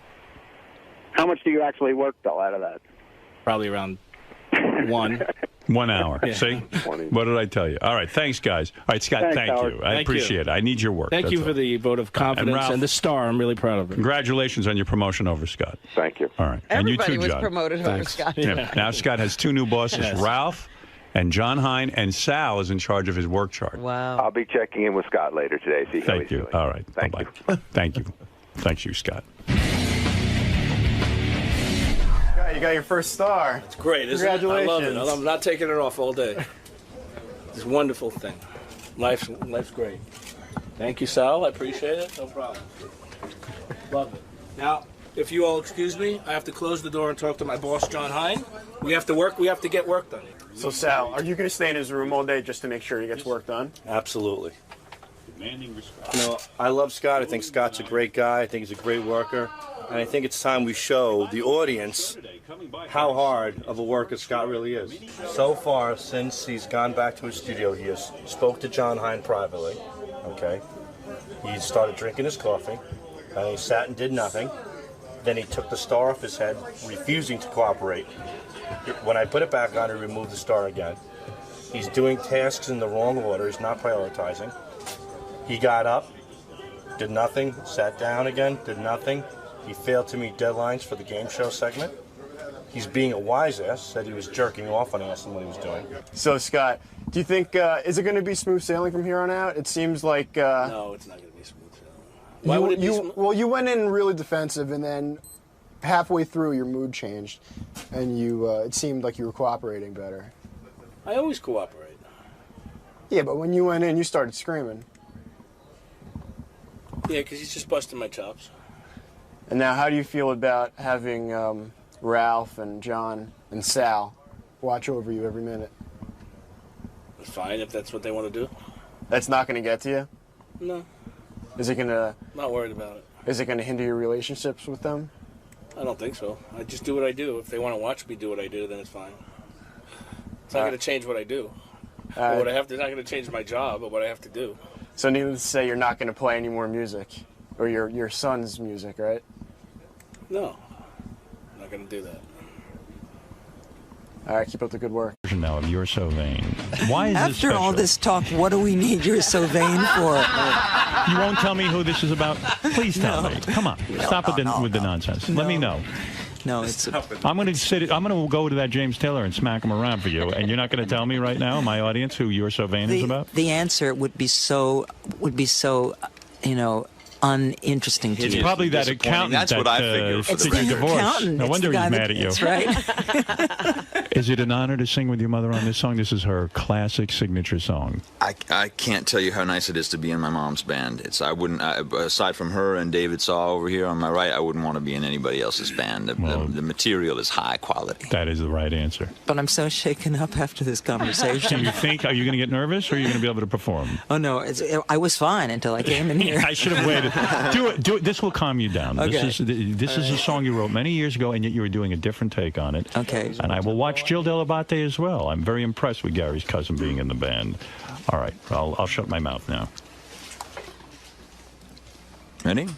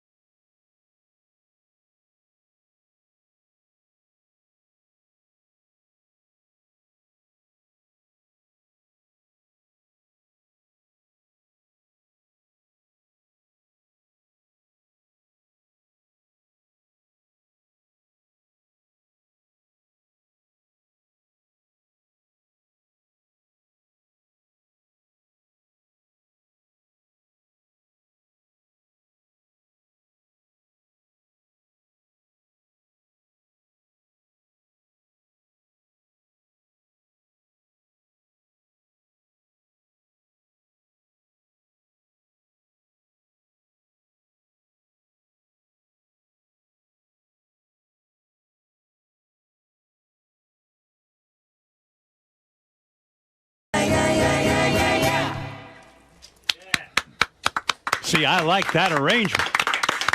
Excellent. Thank you. And I like the dynamic of you and your son working together. Yeah. He's the type of guy you would have been attracted to, and you know, when you were that age, right? How could any girl not be If attracted she hadn't to learned her him? lesson yet. No. Are you getting laid like crazy or what? What's your story? You know what, Howard? I can't pull a girl for the life of me. I can't even get a girl. What? I can't even get a girl to look at me. Get out of here. Honestly, you're man, joking. I'm a virgin. Stop it. Now you're making a joke. I really know. I wouldn't kid you. I'm not allowed to come to a party unless I can't. bring Ben. Yeah, I can't get him to look at me. It's really terrible. He gets tons of chicks, I bet. Oh, that was a lot of fun. You guys all sound great together. This could work, this whole band. I like it. It's a good arrangement. Now, what made you come up with that new arrangement? But that just must have been an inspiration that came to you in the shower or something, right? No, it was, David and Ben and I were sitting around the house on the vineyard, and I realized that I couldn't quite do it the way I used to do it. Just, vocally, I just don't have the prowess or the notes. So you came up with something new. But also that we actually wanted to do some newer version. That line so you say. we've done a bunch of songs. We've done about 6 or 7 of the old new arrangements. Yeah, totally. When new you say you gave away the things you loved, and one of them is me, I got the chills. That was beautiful. That's a really, really good song. That's a real good song. I wish I had written that song. Yeah. I just don't have the sensitivity. I could have written it today. You told Dick Ebersol who that song's about. He's the only one who knows. Oh yeah, He paid $50,000 to find out who that song is about. It's true, but he brought over 9 of his friends. He did. Oh, yes. So there are 9 people who know, 10 people who know. But they all were made to sign confidentiality clauses. Do you know? No, that's I don't know. true. I don't know, and I'm so sure that I'd be hideously disappointed unless it was you. That I don't even want to know. It is me. I'm your father. I mean, why? I didn't want to tell you that. Why the hell not? Did you know that? Do you ever say to your mother, "I'll step in for you with Dad if you do tell me this"? I mean, it's a way to bribe her to tell you who. No, that's I mean, about. she knows that I will do anything that she asks me to do, and so does he. I'll do anything either of them ask me to do. It's just a matter of her not wanting to put me on the spot. I think. Isn't it elitist, though, for somebody to get the information out of you as to what that song is about and who it is about, making someone pay $50,000? What about your real fans who can't afford the $50,000? The 50,000 was not for me. But you agreed to it. A charity, silly. I don't care. It's elitist. You should tell your true fans now who this song is about. Howard, so many people know. Oh, they do? Then she would have to In pay. fact, I will tell you, but not on mic. Well, no, here's the thing. Okay. Would she have to give the money back to Dick Ebersol now if she said it on the air? Absolutely not. I say think that's fine. she would. We have to read the fine print. Is it possible this song is about a woman? You have hooked up with women. I'm sorry, Ben. I don't mean to shock you, but your mother has hooked up with women. I know this for a fact. Somebody has to, since I can't do it. Right. How many women? I recently said in a magazine, which is largely a gay magazine, at the very end they said, "Are you or have you ever been gay?" And I said, "Well, I can't say that I'm not gay." Is Jill Delabate a lover of yours? Jill is a lover. She is. You really have made love to women, famous women? Have I made love to famous women? No. Is that a lie? No. In front of your son? No, it's not a lie. I have been come on to. Yes. But I was too uptight. When did you try it? I was too uptight. You've never tried it with a woman? No. Oh, I see. But I wish very disappointing. I wish that I had. I think I'm too old for that. I mean, I have a fantastic boyfriend now who's almost a woman. This guy you're with now is a doctor, right? A surgeon? Yeah, he's incredible. You like him, Ben? I do. You do? I read that you go into the operating room with him. He operates on children, and you sit there and hold the kids' hands. Is that allowed by law? I don't hold. I Carly Simon in the operating room. I can't hold their hands because my hands aren't as sterile as they should be. But I wear the cap and I wear the blue suit and everything. And you're in the operating room. And I'm in the operating room and I sing to them while they're going under anesthesia because they're scared. And so does he ever allow you to sew them up or to do actual perform surgery? No, but I sew him up a good deal of the time. You really dig this guy, huh? I do. You're happy? Yes. You gonna marry this guy, or are you? I don't think so. I don't think marriage is in my future again. Are you in this done with life. marriage? I think I'm through with marriage. Yeah. Even though if I was Really? going to marry anybody, it would be him. And when your boyfriend is operating on these kids, do these kids ever look up and go, "Hey, who's this crazy chick singing? I'm trying to get operated on." Probably. They're probably a little nervous, right? Except that the good thing is, and what I really love, and what I want probably to segue my career as a singer into is working with him in the hospital, because I'm there when they wake up too, because it's the anesthesia. I would love for you to be in the hospital when I'm operated on. Are you kidding? And singing to me? I'd be like, wow, Carly Simon is singing to me. Yeah, you count down from 17 while you say that. That is beautiful. Now, there's a new album out, I understand. Carly's new album, The Kind of Love. This Kind of Love. This Kind of Love is in stores now. And for Carly's upcoming tour dates, smart. You have an up-and-coming tour date You have for me? upcoming tour dates. Go to carlysimon.com. So you will be out on the road. Well, this is... You will catch up to James Taylor in terms of net worth. Very dependent upon... I have a deal with Starbucks. Right. Who I signed with, and they had an arm of their division called Hear Music, and 3 days after my record was released, they fired everybody from the Hear Music label. Terrific. Yeah. Couldn't ask for a better situation. That's right. As an artist. So I am kind of doing this on my own right now, whether or not Mr. Howard Schultz, who's the president of Starbucks, will actually come to the table and admit that he was wrong and rectify things. I see. I don't have a secure answer as to whether he's going to do that or not. I just received a report that when James Taylor learned you signed with Starbucks, he spit out his latte. He doesn't want anything to do with them. And James was behind the firing, believe it or not. They signed James during the 2 months that they were not getting in touch with me. I swear to God, that's true. They signed James. Yeah. You two cannot get away from each Yeah, other. they're always involved in the same thing. There's a stipulation that they're not meant to be on the same shelf at the same time. I like that. Everyone knows it. You know, I'm looking at your hair right now, Ben. Your father was Mick Jagger, I think. You've got a full, thick head of hair. You know what? I think that it's possible that THC cures baldness. That might be it. Who knows? No, his father was Miles Davis. Aha. That's shocking. I hear you're 25% black. Is that true, Carly? 1/8. 1/8 black. Myself also. I am 1/8 black. Are you really? Are you an octoroon? I'm an octoroon. A fellow octo. That's right. It's the best combination to My have. mother is mostly black.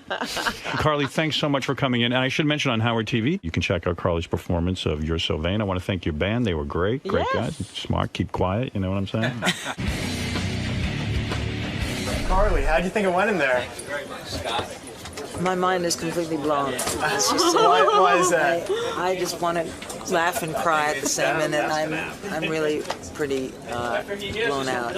I'm amazed. He's so powerful. He really is, and so completely cuts through everything. You know, there's nothing false about him in the least, and he's not afraid of anyone. He's not afraid of any reaction. He's not, you know, he just tells it like it is, and he's funny, and he's searing, and he's brilliant. I just love him. Now, Howard was kind of playing the mediator role. You know, you were talking about your relationship with your ex-husband, or lack thereof, and you said that you would like to be on speaking terms with him. Do you think this is the start of reconciliation between the two? Or he could move to Alaska. Could have been bad. You know what? I think that the more that something is focused on, and like that sort of negative way that this has been focused on, primarily because how weird is it that two people who've had 2 children together have not spoken to each other, who are not in touch, who don't know I don't know his address or his phone number or anything. How weird is that? Of course it's going to be, the spotlight is eventually going to be on it, and I didn't put it on it. You know, it just was because it is the. Am I supposed to be looking there or there? Right into the camera. Oh, because it is the way it is. You know, if you don't force it, it just takes being on Howard. I mean, and that was the most. You know, I felt truly. I don't know what kind of a spotlight you feel like on Howard that you don't feel like that you're on anywhere else in the first place. He's so disarming, but he was also so kind. He's so kind. He can get a lot out of you, right, without you even being hesitant about it. That's not what I'm even saying. He's kind, and he's smart, and he's genuine, and he cares about. I felt that he cared about me. I felt that he cared about Sally and Ben. And that's what I mean, the other times that I've been, yes, of course, he he makes the salacious comments that he has to make. Those go right by me. I don't think of that. I think about the very fact that his I know that probably nobody else has ever said this about him, but he's dear. From America's Got Talent and the winner of Apprentice, the Celebrity Apprentice. I don't really, I was going to say to Gary, don't bring Piers Morgan in because I don't know who he is, but I have seen America's Got Talent. He's the British guy. He's like the Simon Cowell of that show. Right. And there was an article in the paper yesterday that convinced me I should have Piers Morgan on because they say that show is better than American Idol and that it really is the true competition and talent contest that America's been waiting for. Really? They gave it a great review. People love it. America's been waiting for a true talent contest? According to the New York Post. I didn't realize. Piers Morgan. I don't really know Piers' work, but he is like a Simon Cowell. And people but enjoy on him. Apprentice, he was a real dick, apparently. Yeah, People couldn't stand him. But he won. Yeah. Donald Trump could stand him. Never heard of him. Yeah, he's a British guy like Simon Cowell, and he gives his opinions. Oh. Yeah, where else do you get a name like Piers? You know what? This England, country doesn't have a good track record with Brits who give opinions. Okay, I'm Piers Morgan, a judge on America's Got Talent, in question marks. Why am I here? Because it's a lifetime's ambition. I've spent the last 43 miserable years of my life waiting to go on the Howard Stern show. And I finally got the call. And I've met the Queen of England 4 times. I've met presidents. I've met Nelson Mandela. I've hung out with Tony Blair. This is it. This is the big one. I'm not nervous through fear. I'm just nervous through adrenaline, excitement. Biggest moment of my life. Hey, Piers. How you doing, man? Howard, how are Good to meet you. Good to see you. Pleasure. Hey, Piers. How are you? I heard you're opinionated. He's in better shape than I thought. Yeah, we heard you have a lot of opinions. A lot of opinions. Good to see I you. thought he was kind of a blubbery guy, but he's in good shape. I wasn't going to do this show, Howard. People told me you're quite popular. I hadn't really heard of you, obviously. I did. It's Howie Mandel, right? Howie Is it? No, Mandel, I wasn't that's sure, it. but Because Simon Cowell must have mentioned to you. He's done the show a couple he told of me, he times. warned me. He said, "Don't do it in a million years, for God's sake. He'll rinse you to hell." But I said, you know Really? what? I like Simon Cowell. I actually got Does along. Simon not like doing this show? He loves doing this show. My God, when I told him I was doing it, he was furious. The great thing about Simon Cowell was I had in all 3 judges once on the show, and I did the bit that they were deathly afraid of. I brought in a singer to audition for them, and I said, just evaluate this guy as a kid for my audience. And they were like, oh, he's horrible. He's awful. He can never have a career in the business. What they didn't know was this was a guy who had just sold how many records? Oh, God. 10 million? Something like that. Yeah, He had a huge hit. He had a huge hit going, and they were like, oh, and Simon was like, we oh. That's him. That's him. Well, the best story, you'll like this. The guy who won America's Got Talent last year, which I know you don't watch, but it was this big ventriloquist guy called Terry Fator. So Simon says, oh, ventriloquist's not going to make me any money. Gosh, forget it. Leaves him, right, to go off and fend for himself. Right. 2 weeks ago, he signed a $100 million deal at the Mirage in Vegas. Is that right? Biggest Vegas deal in 5 years. Yeah. Simon would not sign Simon him. doesn't get $1. It's one of the funniest stories of the year. $100 million. $100 million. Shows how much he knows. Why was the guy so good, the ventriloquist? Like, I love ventriloquism. Well, the twist he had was he does singing impressions himself, and then he does ventriloquism through the puppets. And 2 years ago, he brought them together and does singing impressions through the puppets. Right. So the puppets, like turtles, sing Dean Martin, but he's brilliant. And it's an amazing act, but Simon just never got this. To him, he wasn't a singer. He wasn't 19. It was never going to happen. He's a puppeteer. Fantastic, yeah. Yeah. And Simon could have signed him and actually participated in the $100 million deal. He could have had a big cut of that money. He would have been the manager, so to speak. Exactly. Yeah. Wow, no kidding. If he'd been a singer, Simon would be laughing all the way to the bank. But because how do you get a cool job like yours? I think your job is really terrific. That you could sit there every what week. were you doing before? Yeah. I was a tabloid newspaper editor for 11 years in England. Oh. Yeah, so I mean, you're a legitimate guy. You've been in the business, sort of. And I used to write crap about Simon, and he sort of admired my work, and eventually I got fired. I mean, you talk about the guy who's been fired from the baseball team.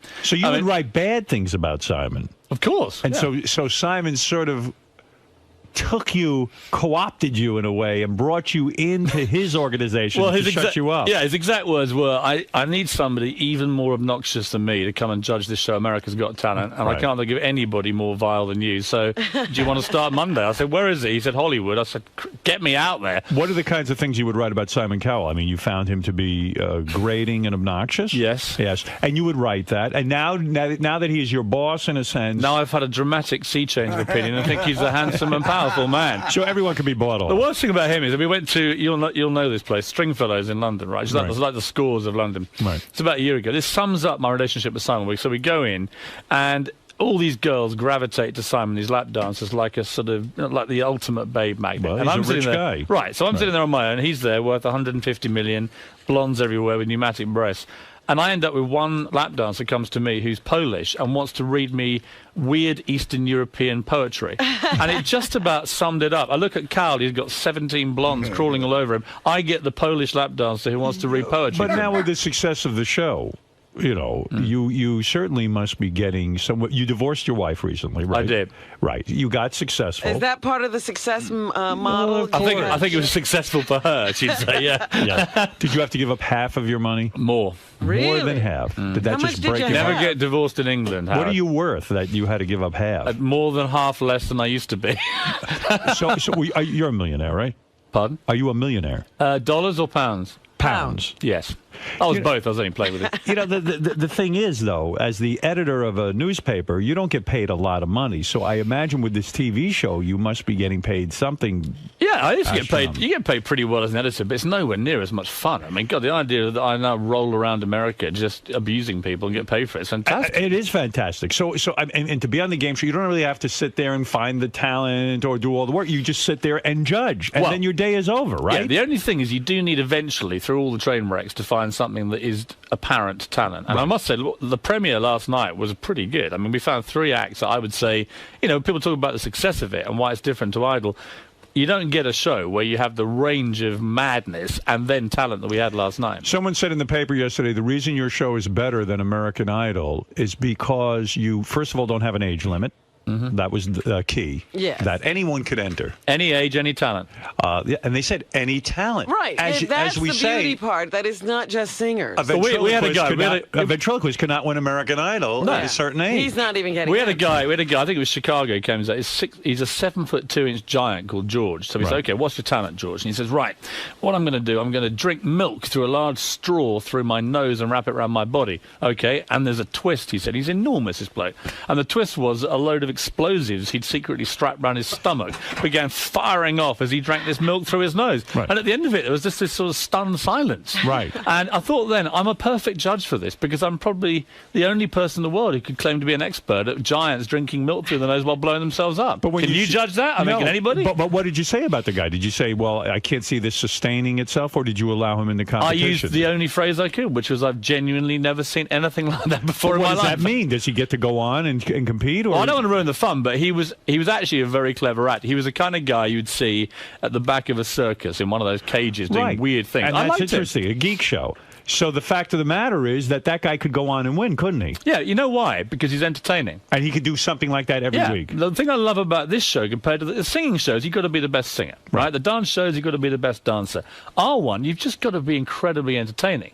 Doesn't matter what you do. I don't care, but if you're boring, you're going. How did you Is there an audience vote component to it? Oh, this is the best thing about it. Okay. The audience for this year, we went to these big theatres around America, and there was it was like a Roman amphitheatre. Right. And they were able to chant, off, off, off. I mean, it was brutal out there. Absolutely brutal. They say that's the other strong thing about the show, the chanting, and the audience is really amped up. It was electrifying. And it's electrifying bad for the bad ones and great for the good ones. And you get this emotional roller coaster goes on in the auditions, which is unlike any other show. I mean, it's a weird thing to be involved in. I will start watching it. Sharon Osbourne's on. I used to have Sharon on my show. Sharon loves you.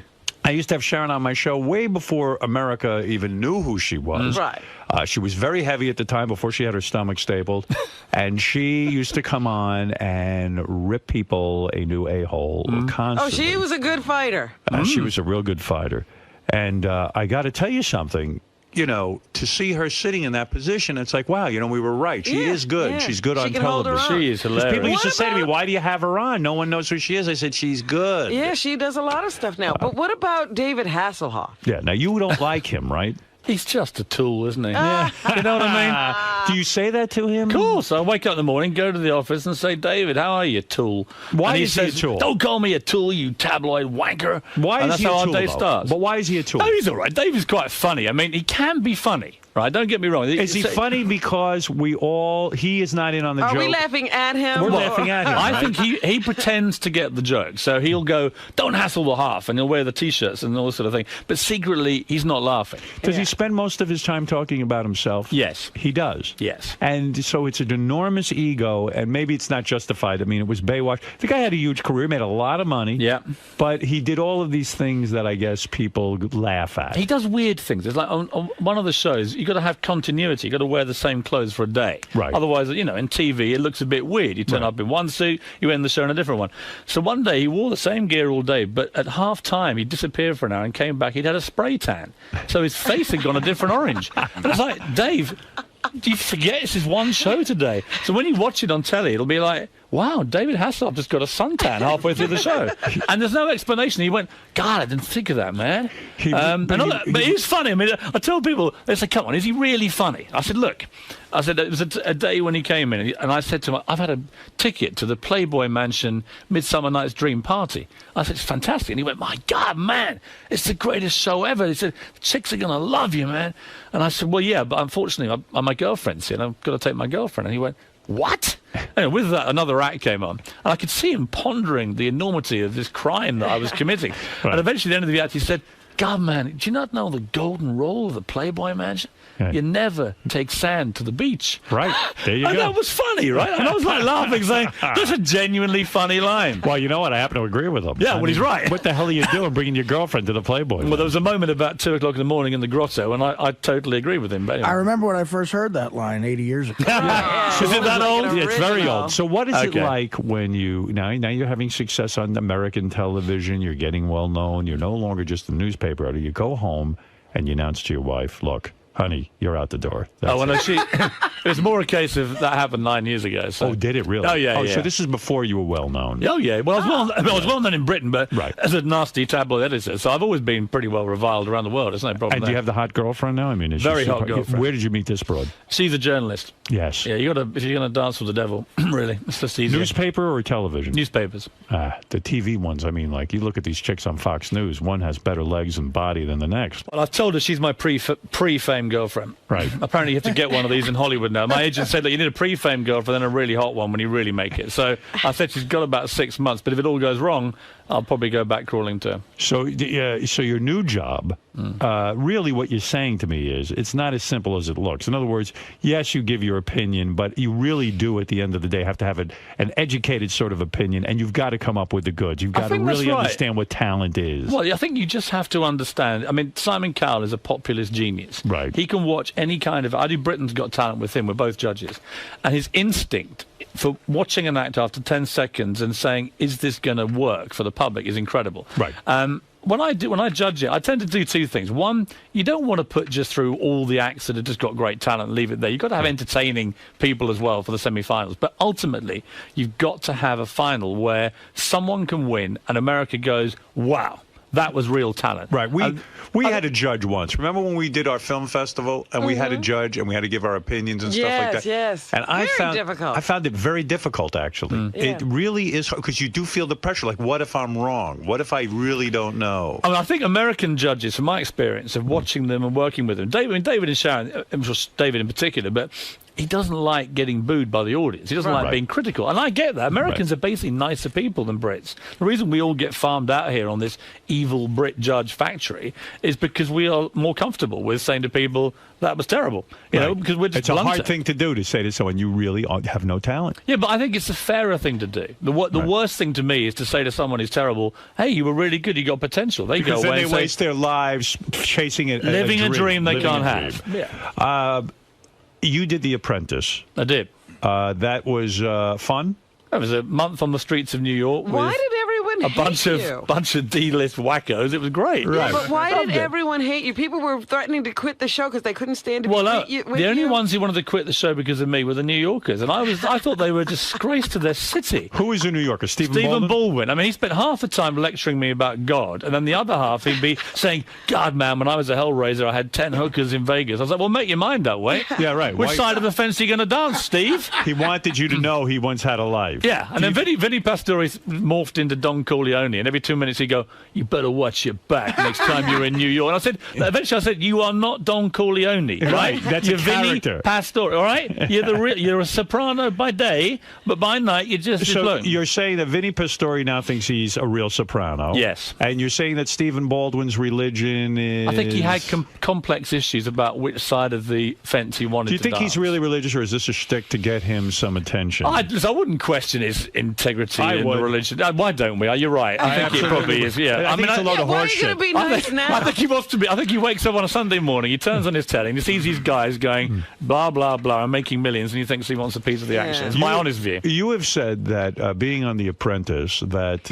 Ivanka, the daughter, Donald's daughter, is so beautiful that you almost couldn't concentrate on being on the show. I couldn't. She was dazzling. Stunning. What a catch, huh? Oh, my God. And single, someone told me, right? Yes. I mean, that could be my next reality TV show. Did you put the moves on her at all? Tried everything, but she was batting me away firmly. Would you consider dating her? Is she too young for you? Ivanka, if she begged me, but she'd have to beg. How old a girl are we talking about? Is she 20-something, right? I think she's like mid-20s. How old a guy are you, may I ask? I'm 43, but I look younger, right? So would you date a girl in her mid-20s? I have dated a girl in my mid-20s. You have no problem with that? Absolutely none at all. Right. So how low will you go? Will you go to 18 years old? 22. 22 is your cutoff. And Ivanka fits the bill. Absolutely. What a catch that is, She would be. I mean, good looking, money, the Donald whole at the deal. wedding. Smart.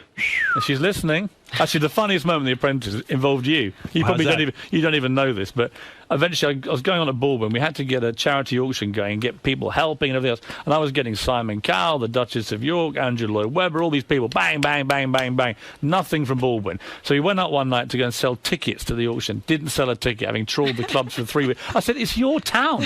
Surely you can find one person you know will buy a ticket. Anyway, eventually he said, okay, I know what we're going to do. We're going to get some publicity on Howard Stern. He's an old friend. He'll take me on. Blah, blah. So we set up this thing downstairs with your guys, and we're waiting there with the cameras. And I know what's going to happen. And as the seconds tick by and the minutes go by, and Stephen's just praying you call him, right? He's just praying. Please, Howard. I blew him off. Save my career. And at the last minute, it was like, something's just come up. And he just sat there staring into space. And I was like, so you're only... Cool. The only contact you said you had in New York just blew up on you. Man. I blew him. Waste That's great. of space. I had no idea I did that. You brought me so much pleasure, Howard. Now you know a lot of people from being an editor at a newspaper and all this stuff.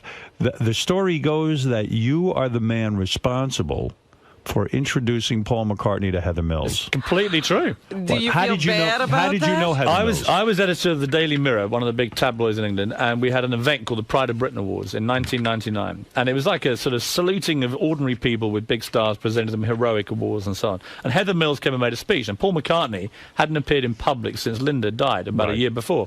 And he turned up halfway through the lunch, sits next to me, and it's like an amazing moment. Everyone goes crazy. Heather Mills gets up and makes this inspiring speech about landmines and so on. And you actually see it's a video clip where Paul McCartney nudges me with his elbow and he says, "Who's this?" And to my utter undying shame as a Beatles fan, I tell him, this girl's great and she's this and she's a vegetarian and she's got long blonde hair. And, you do the maths. And afterwards they met and they got on really well. Were you surprised that he was attracted to a girl with one leg? Seriously. I'm very shallow. That's a tough Did she know? Do you know, in all honesty, yes. I'm with you on that. I find it a bit weird. But did he know at that time that she had one leg? I don't know at the time. I don't know about that. I do know that he knew that he thought she was quite a nice person and not the greedy, grasping little gold-digging hoe that she turned out to be. So I would like to publicly apologise to Paul McCartney because Have you seen him since? Yeah, I keep apologising. He keeps reassuring me and sort of comforting me and saying, "Don't worry, man." I said, "Look, I saw his daughter last week and she just shook her head at me and said, why? Why us? Why did you choose our family?" Right. Stella McCartney hated Stella's very cool but guy. She hated her. Yeah, and she said, "Dad, what the hell are you doing with this woman?"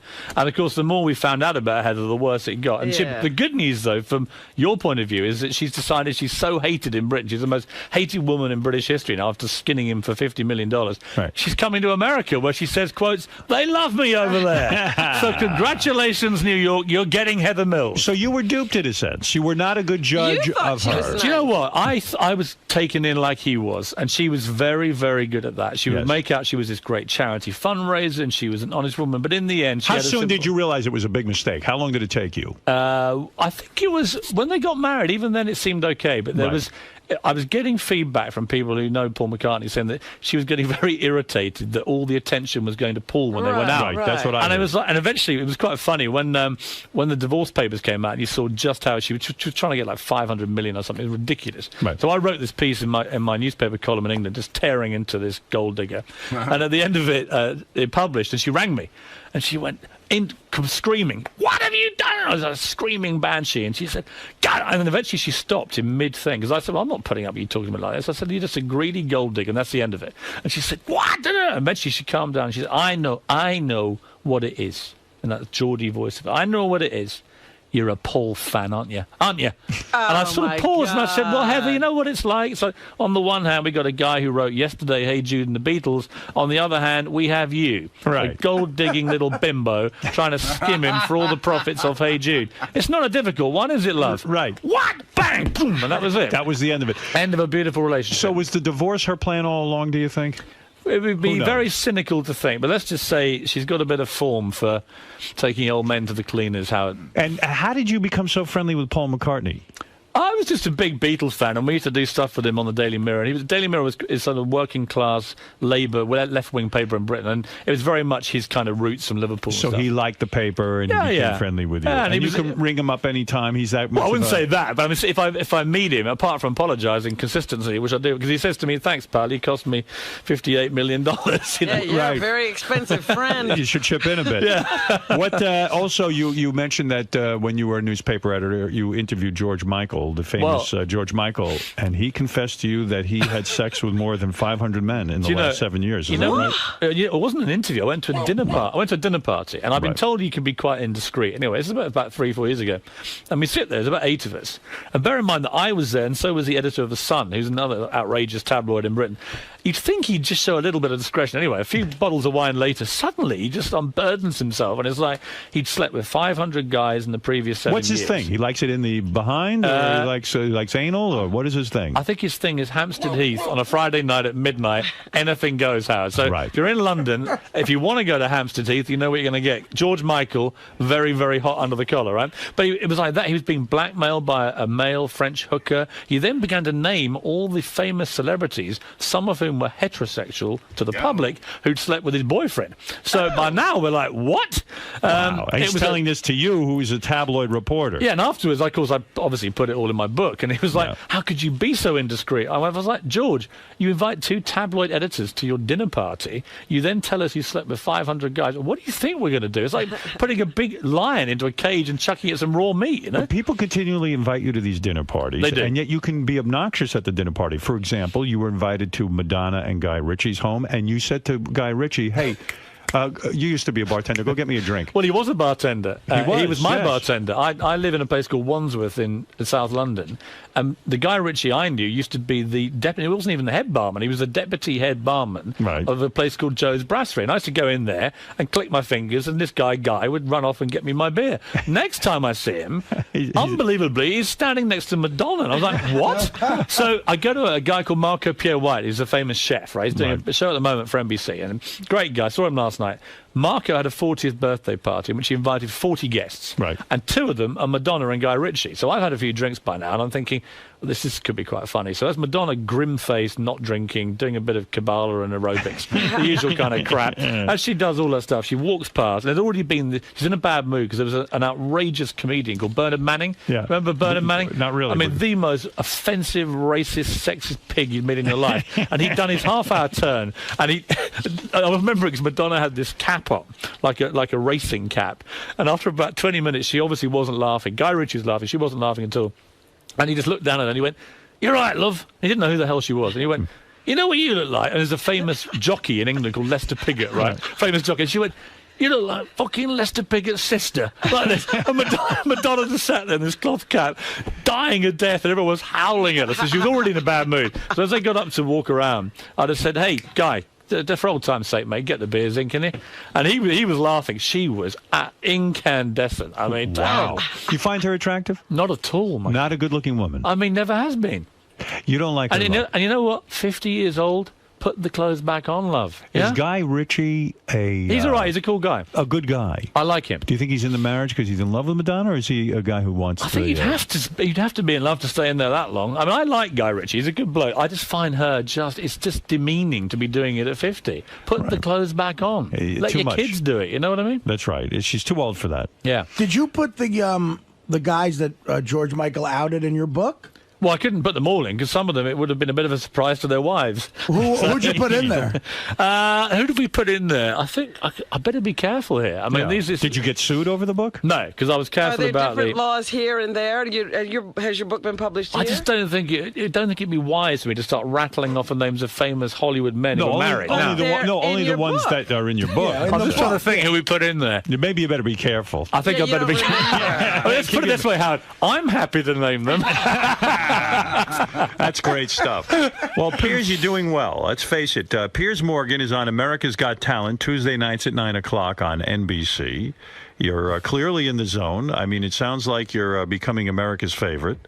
I don't like that. Say that again. America's favorite. Thank you, Howard. Piers Morgan, I'm happy to meet you. Can I say I've met everyone, right? Nelson Mandela, the Queen of England, Tony Blair, Arnold Schwarzenegger. When they told me Howard Stern wanted me on his show, greatest moment of my career. Oh, isn't that Kid great? you not? Thank you. Read your book, watched the movie, listened to your shows back in England. This is the career highlight. And how and where are you living now? I live in London and then LA most of the time doing the talent show. And You got a big house? I mean, you must have a big spread, right? Of course. Unbelievable. Getting bigger by the year, Hab. And when I get one as big as yours, I'll be dying a happy man. And you've had sex with 2 women at the same time?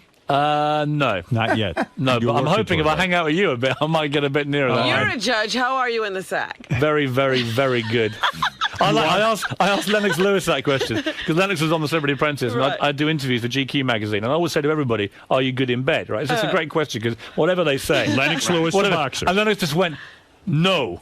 I looked forward. I went, "You don't argue with Lennox." And he went, "No," and there was a long pause, and he went, "I'm great." What makes a man great in bed? Stamina, willpower, selflessness. Forget all that. You just got to be hung like a donkey, right? Are you hung like a donkey? Absolutely. Really? Yes. How many inches? How many are you? You want the honest truth? Yeah. Robin, what was I? I was just about 6 inches. Just under 6, right? Just How many? Under. Just about 6 inches. Oh, I'm bigger than you. That's all that matters. Really? If I die, I want my epitaph to say, hung better than Howard Stern. That'd be fine for me. Ever urinate on a woman? No. Never? Never. What's the weirdest thing you ever I had that did? conversation earlier. Not happy about that. What is Very it? uncomfortable. Drinking a cup of coffee at 8 in the morning. I don't want to hear that kind of filth, Howard. What is the weirdest thing you ever did with a woman? I don't really do weird things. Was your buttocks ever eaten by a woman? Tongue right We up always the... have the impression that the British are kinky. We're not that kinky. I suspect Simon's kinkier than me. Is it true that Lennox Lewis is a great chess player? He's a fantastic chess player. Are you a fantastic chess player? I thought I was. We played chess every day on The Apprentice to while away the boring hours when Vinnie Pastore was dying of a heart attack and Stephen Baldwin was telling us about hookers in Vegas and then preaching to us. And we played chess every day. We played 39 games. Chess is a big game in England. And I love chess. I was my school chess champion, played it all my life. What is your rating? Well, I don't know what rating is here. We don't really do it that way where we are. But I'm not bad at chess. Right. Lennox beat me 38 times out of 39. Wow. And what he did to make it worse... You must have been shocked because he's a boxer. I mean, Exactly. you know, And he says his mum taught him and his mum's better than he is. But the great thing about Lennox is he couldn't stop showboating. So just before he made the crucial move to beat me, he'd stand up and then very slowly walk around the room like a kind of funeral march. What a dick. And it was like, so I would be thinking, I've got him, I've got the bastard, right? I'm in here, bang. Went in to get it, and suddenly he'd get up, and I'd go, not again, where's he going? And this slow walk around the room. I mean, terrible gloating. Would you play the game with time controls, or there were no time controls? Well, we had days to spare, so there was no time control. But he plays chess like he boxed. So he's very, very cunning. He's very quick with a jab. Boom, boom, boom, boom. And before you know it, you're just all over the place. Really? He's a fantastic chess player. I mean, he would be able to give any serious chess player a game. Do you ever play chess on the internet? I'm going to start playing with him on the internet because he lives mainly in Jamaica now. I see. But he's terrific. Okay, I won't get too into the chess thing, but I'm always curious because Howard, you should play You should play Piers. I would love to play Piers. I would love to play. You should have your own internet league. You play chess? I do. We should have a game. I enjoy the game. I think we should get Lennox in because he's brilliant. Well, we will have a little round robin. Let's won't get we? Lennox. Next time he's in New York, let's get it on. Let's have the Howard Stern Chess Championship. Let's go, man. Come on. We'll get Heather Mills. Yeah, we'll get Yes. George Michael. All right. That way we're going to get loads of stories, and she's going to skim us for our money. Perfect. Well, I've never actually played someone of regular intelligence. I only play retarded people in chess. Yeah. And I always win. But You'll do well with me. As long as someone has a low IQ. Let me ask Pierce something. Do you think it takes away from the fun to play on the internet? Because Howard doesn't play with a board ever, right? Well, I would like to. First of all, in America, you can't find anyone to play on a board. So I go on this ICC, the Internet Chess Club. Yeah, I know It's it. a I know it. worldwide thing, and Yeah, you yeah. go on and you play different people. I would love to play somebody in person. Go down to Washington Square Park. Well, The no, trouble but is, if go you to don't those play clubs. with a real board, you can't chuck everything everywhere when you lose, which is Right. quite a pleasure sometimes. I think, isn't Yes, it? It yes, is. Yes. Do you get embarrassed when Lennox Lewis beats you 32 times? Oh my God, it was humiliating. But I thought I may as well write about this. I wrote about being beaten by Lennox at chess, and it was like, it was funny. Some people were like, "Well, don't be so surprised. Not all boxers are thick." Lennox is one of the sharpest guys I've ever met, and that's why he, in the end, it's interesting.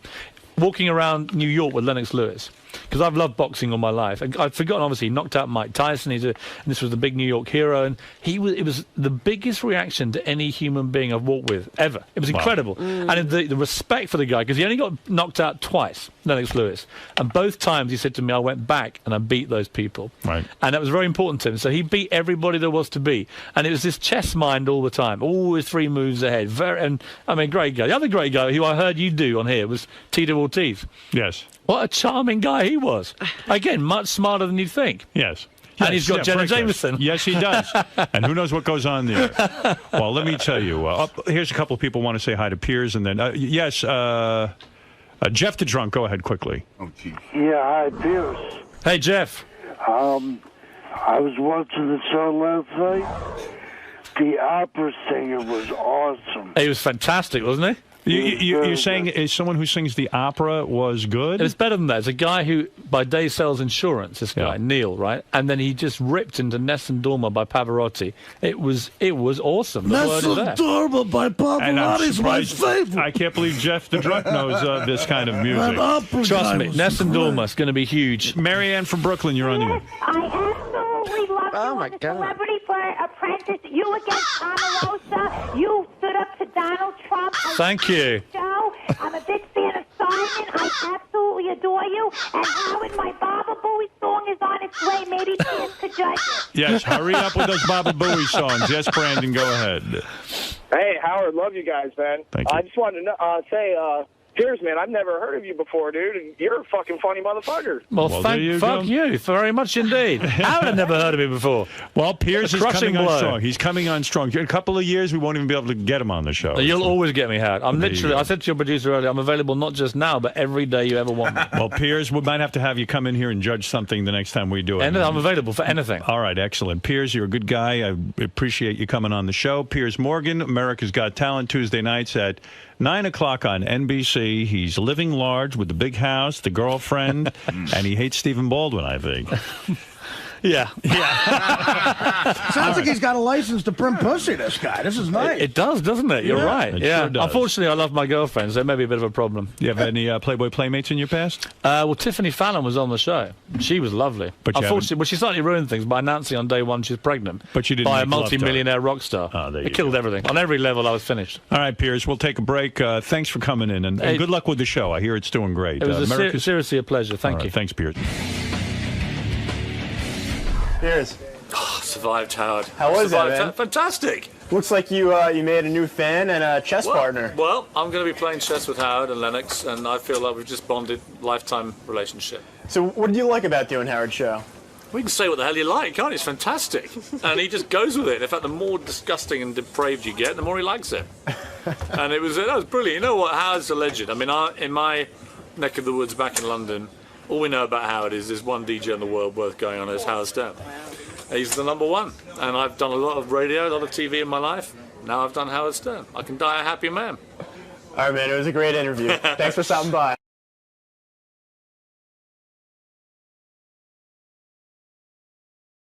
Best of the Wrap-Up Show. A recap and behind-the-scenes look with John High and Gary Dell'Abate. The Best of the Wrap-Up Show begins now. Hey, this is Jason, and on Monday's wrap-up show, they furthered the conversation about how I was talking to Kevin Kraft about taking gay pictures of him for a gay website to make money. You know, people were saying that I'm gay for even saying that. I'd be willing to do it. Look, I'm in it for the money, but like, what's so gay about wanting to take a picture of a naked dude? Jason Kaplan, you were a big highlight of today's show, starting with a page 69 item as your own little rag there comes back to bite you, I guess. Now, what is the deal with this photo shoot? I've heard conflicting stories, but the one that seems to be out there is that you were extremely eager and offered to take these photos, and you basically don't have a problem with it. No, that is the truth. I would take the pictures, and I don't have a problem with it. But it was mostly joking around. We were sitting around. Kevin and I are friends, and I guess he gets all these emails from gay guys who are attracted to him. So I'm like, dude, there's an easy way to make money. Take some gay photos, put them up on the web, charge people $15 a month, and let's start making some cash. And then that gets turned into. So that was it. I mean, the let's part makes it sound like you were offering to do this. No, I said I'll take the pictures. I don't care. I really don't. I know Artie says I'm trying to prove how liberal I am or something, but I don't know. I don't see what the big deal is. I actually know what's going on here for real. Jason get married in a couple months, and he's been telling me that the economy's really bad, that gas is a lot of money, that his fiance is like barely breaking even driving to work, and he said he might even go out and work an extra job just to make some money for the wedding. So I understand if he could talk Kevin into being a little gay, he could make some extra money for the wedding. All that is true, although I wasn't necessarily trying to. It wasn't like I came up with some brilliant idea and ran to Kevin with it. It was all just like. Was this based on Will the Farter's business model? Well, that's what I kept using as an example. I'm like, dude, listen, if Will could get $3,000 a month for farting in his underwear on the internet, you could be fucking raking it in. I'm like, let's go, let's do this. Now, Kevin, you thought Jason was joking, right? Kevin Kraft now joining At first, yeah, for about the first 15 minutes it was going on, I thought it was a joke. And then at what point did it get really creepy? It wasn't really all that creepy. It just got to the point where I was like, all right, well, I made my mind up a long time ago that I would never do gay porn. But it's not gay porn. Let me ask you a question. If you were on vacation, in Morocco, and you were walking around in a Speedo, is that gay? Yes. Case closed. All right. If you missed it, here's how everything went down on the show. Number 3, Teddy. Dude, take some pictures, throw them up on the web, make some money off it if you're going to do it. And then he's like, ew, I'm not going to do that. And I said, I'll take your pictures. I don't care. You want to take pictures of him jerking off? I don't know. I didn't say jerking off. I didn't say that. But naked? Dude, they're blowing the story out of proportion. You really want to be responsible for taking naked pictures of him and starting him in gay porn? Wow. No, do you really want anything to do with that? And why do you want to take gay pictures of him? I don't want to. Forget it. This is ridiculous. No. What it means ridiculous? But you said exactly what Lisa said. You want to take. Hey, I'm not denying the story. Like if a guy said to me, "Hey, would you take naked pictures of me?" I go, "On what planet do you think I'm living?" So was Artie the only one who had that type of reaction to what Jason was talking about? Because Artie seemed pretty skeeved by the whole thing. Howard seemed pretty creeped out, too. Howard seemed pretty creeped out, although he was taking it more the angle of, why would I do that to Kevin? Where I wasn't telling Kevin he needs to have a life in gay porn. I would just made a suggestion for a money-making website. See, I didn't think that Jason was suggesting gay porn. He just suggested tasteful pictures that would cater to the gay community. Right. There are lots of ways out there you can make extra money. I could go join the mafia. I could sell coke. But gay guys love you. Right? That's their problem. Jason's still pitching here. If you sell coke, how's Jason going to see you naked? Benj, how did you take all they're all giving Jason crap, but he's going to get some great gay sex. And I think that's his goal. No, I agree with Jason. I who gives a fuck? Except there's so many ways to make money, like Kevin was saying, and there's so many projects that you could get involved with. You got see. This one has a built-in audience. It's already there. There's a lot of things with built-in audience. But the way this sorry, go ahead. Like what? Naked girls. But they don't know any. Well, that market's saturated. I'm perfectly happy making my 100 pesos a week here at Sirius. Again, this wasn't show my penis. This wasn't some giant business meeting Kevin and I had. I didn't come up with an idea and run to him with a proposal. I don't even know how it came up. Yeah, it just came up. I know exactly how it came up. We're sitting around the office with a bunch of guys, and you came in and said, "Oh my God, I just got another gay guy starts emailing me. He wants pictures of me." Hey, were you and Kevin the only ones involved in this discussion? Well, we're the only two having the discussion, but we were in the office with Jim and Brad. Jay, since you're up for the idea, what about if gay guys who listen to the show want to be photographed erotically by you? Would I get paid? Yeah. Yeah. Like they'll do erotic poses and you'll photo them. Define erotic. Yeah, I'm not. I don't want erotic photography, like them playing with themselves, that kind of thing. I wouldn't do gay sex. I wouldn't just do a like solo ass, shots. ass spread open. But if it's a dude standing there naked, So there, you got a business. You don't need Kevin. I'm not looking for a business. Wait, Jason, the gay Jim photographer? McClure here trying to. I know what's coming. Go ahead, Jim. No, we're there's a couple of things. One, when we were in the office, you didn't seem really against anything. You were trying to convince Kevin that pretty much anything he did was stuff that he might do in his own. Like if he jerks off, he's sure you jerk off all the time. What's the deal with somebody watching you? You're not seeing them. The second part was we mentioned somebody else who we thought might have some experience kind of doing this, who used to work with us. Well, who's And that? I don't know. As soon as his name came up, Jason was like, dude, we don't need anybody else involved in this. We can just do this.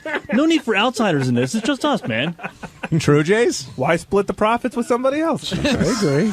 Alan. Simon and Garfunkel did an extra guitar player. So, Jason and Kevin, what's the plan moving forward? Is this brought a halt to this business idea? Or Well, Kevin put a halt to the business idea during the first conversation, so it wasn't going to move any further.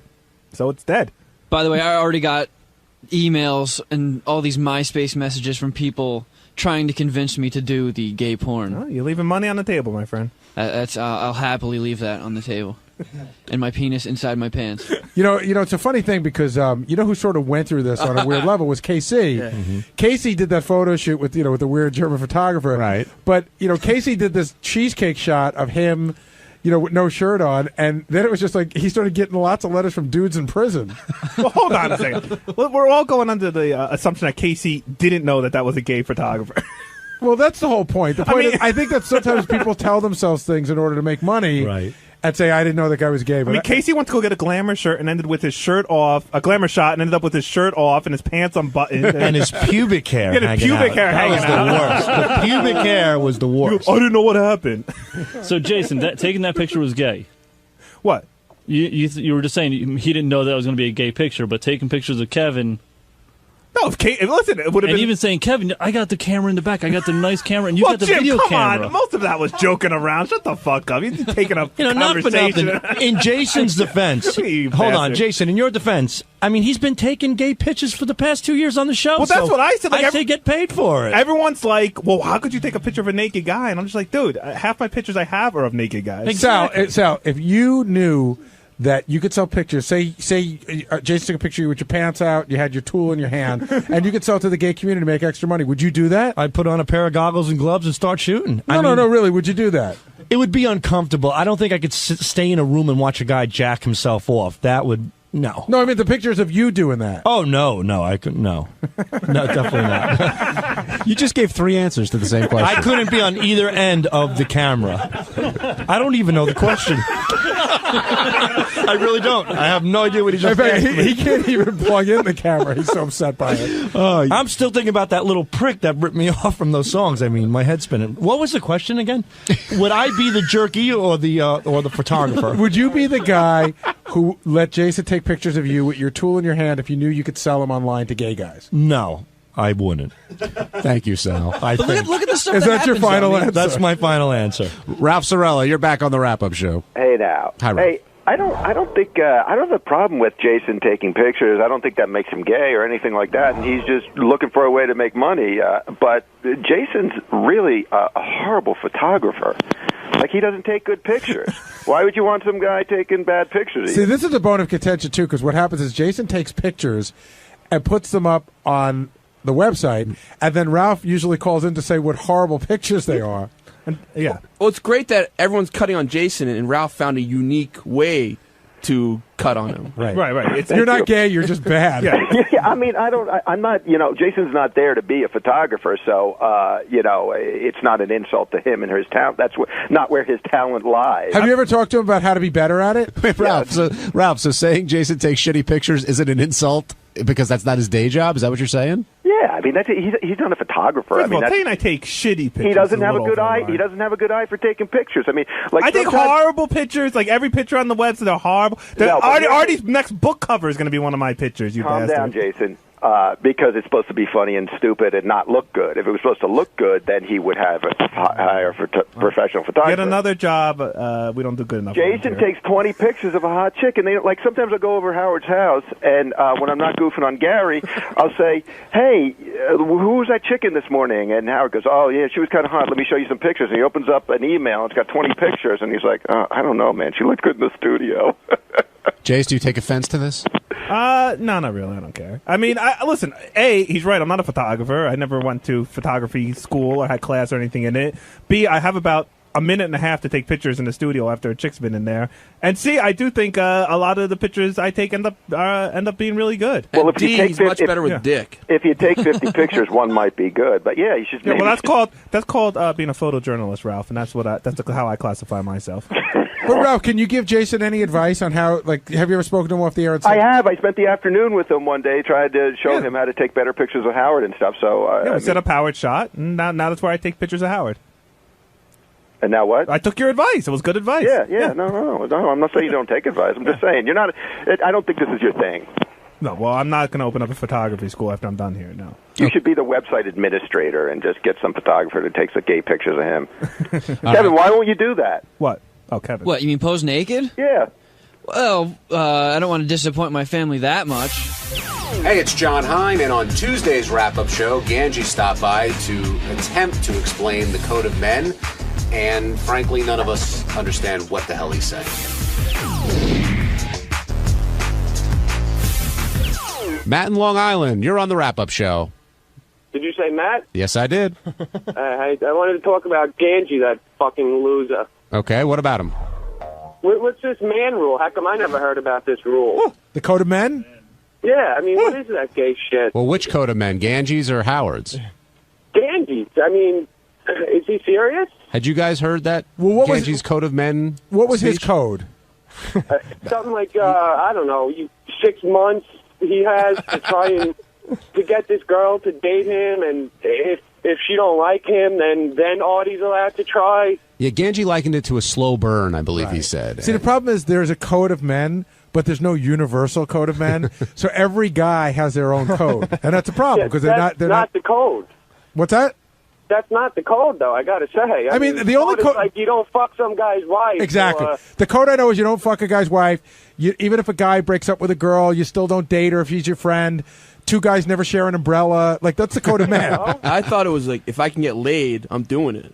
But really, see, I mean, Artie goes and he brings this girl to Letterman, and that's a big thing. He could have brought 50 other girls, and he brings her, and fucking Ganji, he's a cockblock. Well, but Ganji could make the argument. You're right. He could have brought 50 girls. Why did it have to be that one? And Matt, you could talk to the man himself right now. Ganji, a lot of people are getting on you for your code of men and saying it's bullshit. Why is it bullshit, Matt? Because who are you to her? You're a nobody to her. So what do you mark your territory? I mean, no, I was nobody to her. He but pissed all over her. Yeah, exactly. No, I was nobody to her, but I was putting the moves on first. So listen. What moves did you put on? No, hey, listen, Matt. So this is how the scenario works out, right? You like a girl. You're trying to get something going. And who, by the way, is living with a boyfriend. Doesn't matter. No, doesn't matter. Just listen to the scenario. You like a girl. Who cares if she has a boyfriend? So you're saying you like a girl, whether or not she has a boyfriend, and your buddy comes in and goes, "Hey, I'm going to take her out. I have more money than you. I'm just going to take her out." You're cool with that? In the situation that you're in right now, yes. Why? What situation am I in? You are nothing to. So you like her. So that means every girl that you like. Put yourself in the same. To any other guy. So put yourself in the same situation. You like a girl, and one of your buddies comes in and swoops her and tries to swoop her up. You cool? You know what? You good with that? You good with your friend? Isn't that sort of what you were doing to this girl's boyfriend? Are you good? Are you good? It doesn't matter about the boyfriend. I don't know. I'm not friends with the boyfriend. But don't you agree that the rules are a little bit different here because it's an on-air thing? No, they shouldn't be. I mean, it shouldn't be. It's the same thing, dude. If anyone in this room who I considered a friend told me in any way, shape, or form they were interested in a girl, I don't care if she came over to me and said, I hate Gary. He's the ugliest guy in the world.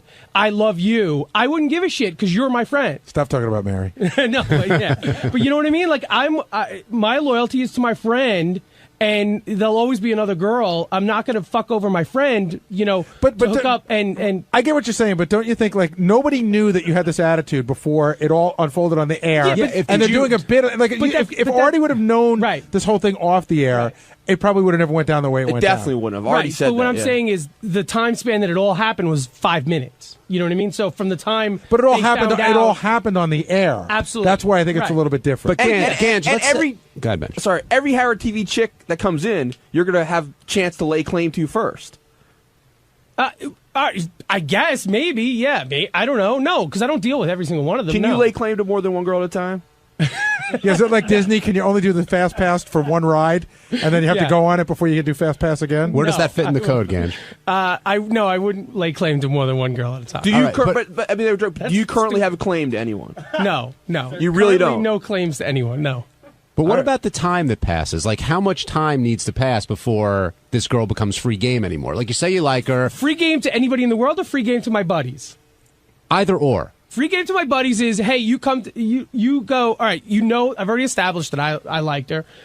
Gary comes over to me and says, hey, dude, I really like her. Can I try? And then it's fine because we had a conversation. But how much time do you think is appropriate to pass before Gary has that conversation with you? A little time, just a little time. I don't know what that is. A little time. And Howard Until keeps Ganji's making over it. it. And Howard keeps making Ganji it like finds it's somebody 6 else. months. It was no way in shape or form 6 months. It's at best 2 months. At best, which is still bad, but it's not as bad as 6. Do you still have claim to this chick? No, I have no claim. So My anyone boyfriend here, has claim like to you her. wouldn't mind if anyone here really went for her? No, Betcha, you can go for it. I got a question. What for about you. your ex-girlfriend? That I have claim for, and I'd have a big issue. How with much it. time? I'd you have guys were together so long that there's no the time. I'd have a big issue forever. Chris in Long Island, you're on the wrap-up show. Hey, good morning, guys. You guys are making it like too complex. Like Ganji's argument is terrible. That's what you do in 5th grade. She's mine. I liked her.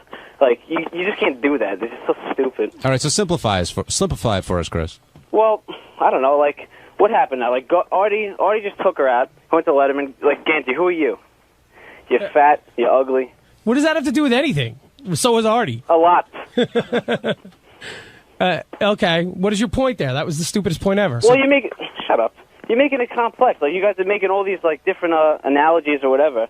No, we're asking Ganji what the rules are. The Ganji's throwing it back at you and saying, "Well, what is the rule? What's the code?" Yeah, So you're saying Ganji? It varies. Like it's survival of the fittest. Like you can't just. So Ganji has no right to be pissed off at Artie. Or, No, not at all. All right, so let me see your girlfriend. Maybe I'll steal her from you. Yeah. Good luck. Yeah. What's his name? All right, thank you, Chris. Let's go to Jay in Michigan. Jay, you're on the wrap-up show. Yeah, Gans, man, what a pussy you are, dude. You should have shot your move on this chick a long time ago. I agree with you. You know, what's the deal? I mean, you knew she had a boyfriend. I mean, you should have just got her to give it up. If she wasn't going to give it up, then leave her alone. Well, I think going into it, none of us had a chance personally. So I think, you can't be mad at knowing Artie, that, you know, she's free game. She's fair game for everyone. Hey, Ganj, if the girl makes it clear to you that you don't have a shot, yeah, then the yeah. other guy should be allowed to do Yeah. it. Yeah, sure. Okay. Because you did that to me once, but I did. Yeah. What I do? What happened? Do tell. What did I do? There was a girl. Yeah. That Benji There's liked. been lots of girls I like that Benji liked. Yeah. So And then Ganji was aware that you liked them. Yes. And Ganji went after them anyway. Yes. No, because that was. Uh-oh. I know the person. I know what you're talking about, and we both started that around the same time. I mean, exactly the same time. Okay. You know. So Benji, But you wouldn't say you liked the person ever. But everybody knew he did. Yeah, but it was like, no, she's just a friend. No, she's just a friend. So in that case, if you've never said you liked Doug's them, wife, so everyone. But Ganj, did you know that Benji was sort of? I would ask. Forget and they didn't say it because I would Gary said always- everyone kind of I would understood always it. ask, and he would always say, "No, we're just friends." I don't believe that. So no, absolutely. You said it for years and years and years. Till just recently are you finally admitting that you liked her? For years you said no, you never did. So I mean, what am I going to do? I mean, if he said at any point yes, then I would have backed off totally. He didn't get anywhere with her. Anyway. Yeah, I didn't get anywhere. That's the part I wanted to hear. He ended up in bed with her. That's it, and they cuddled, and that was it.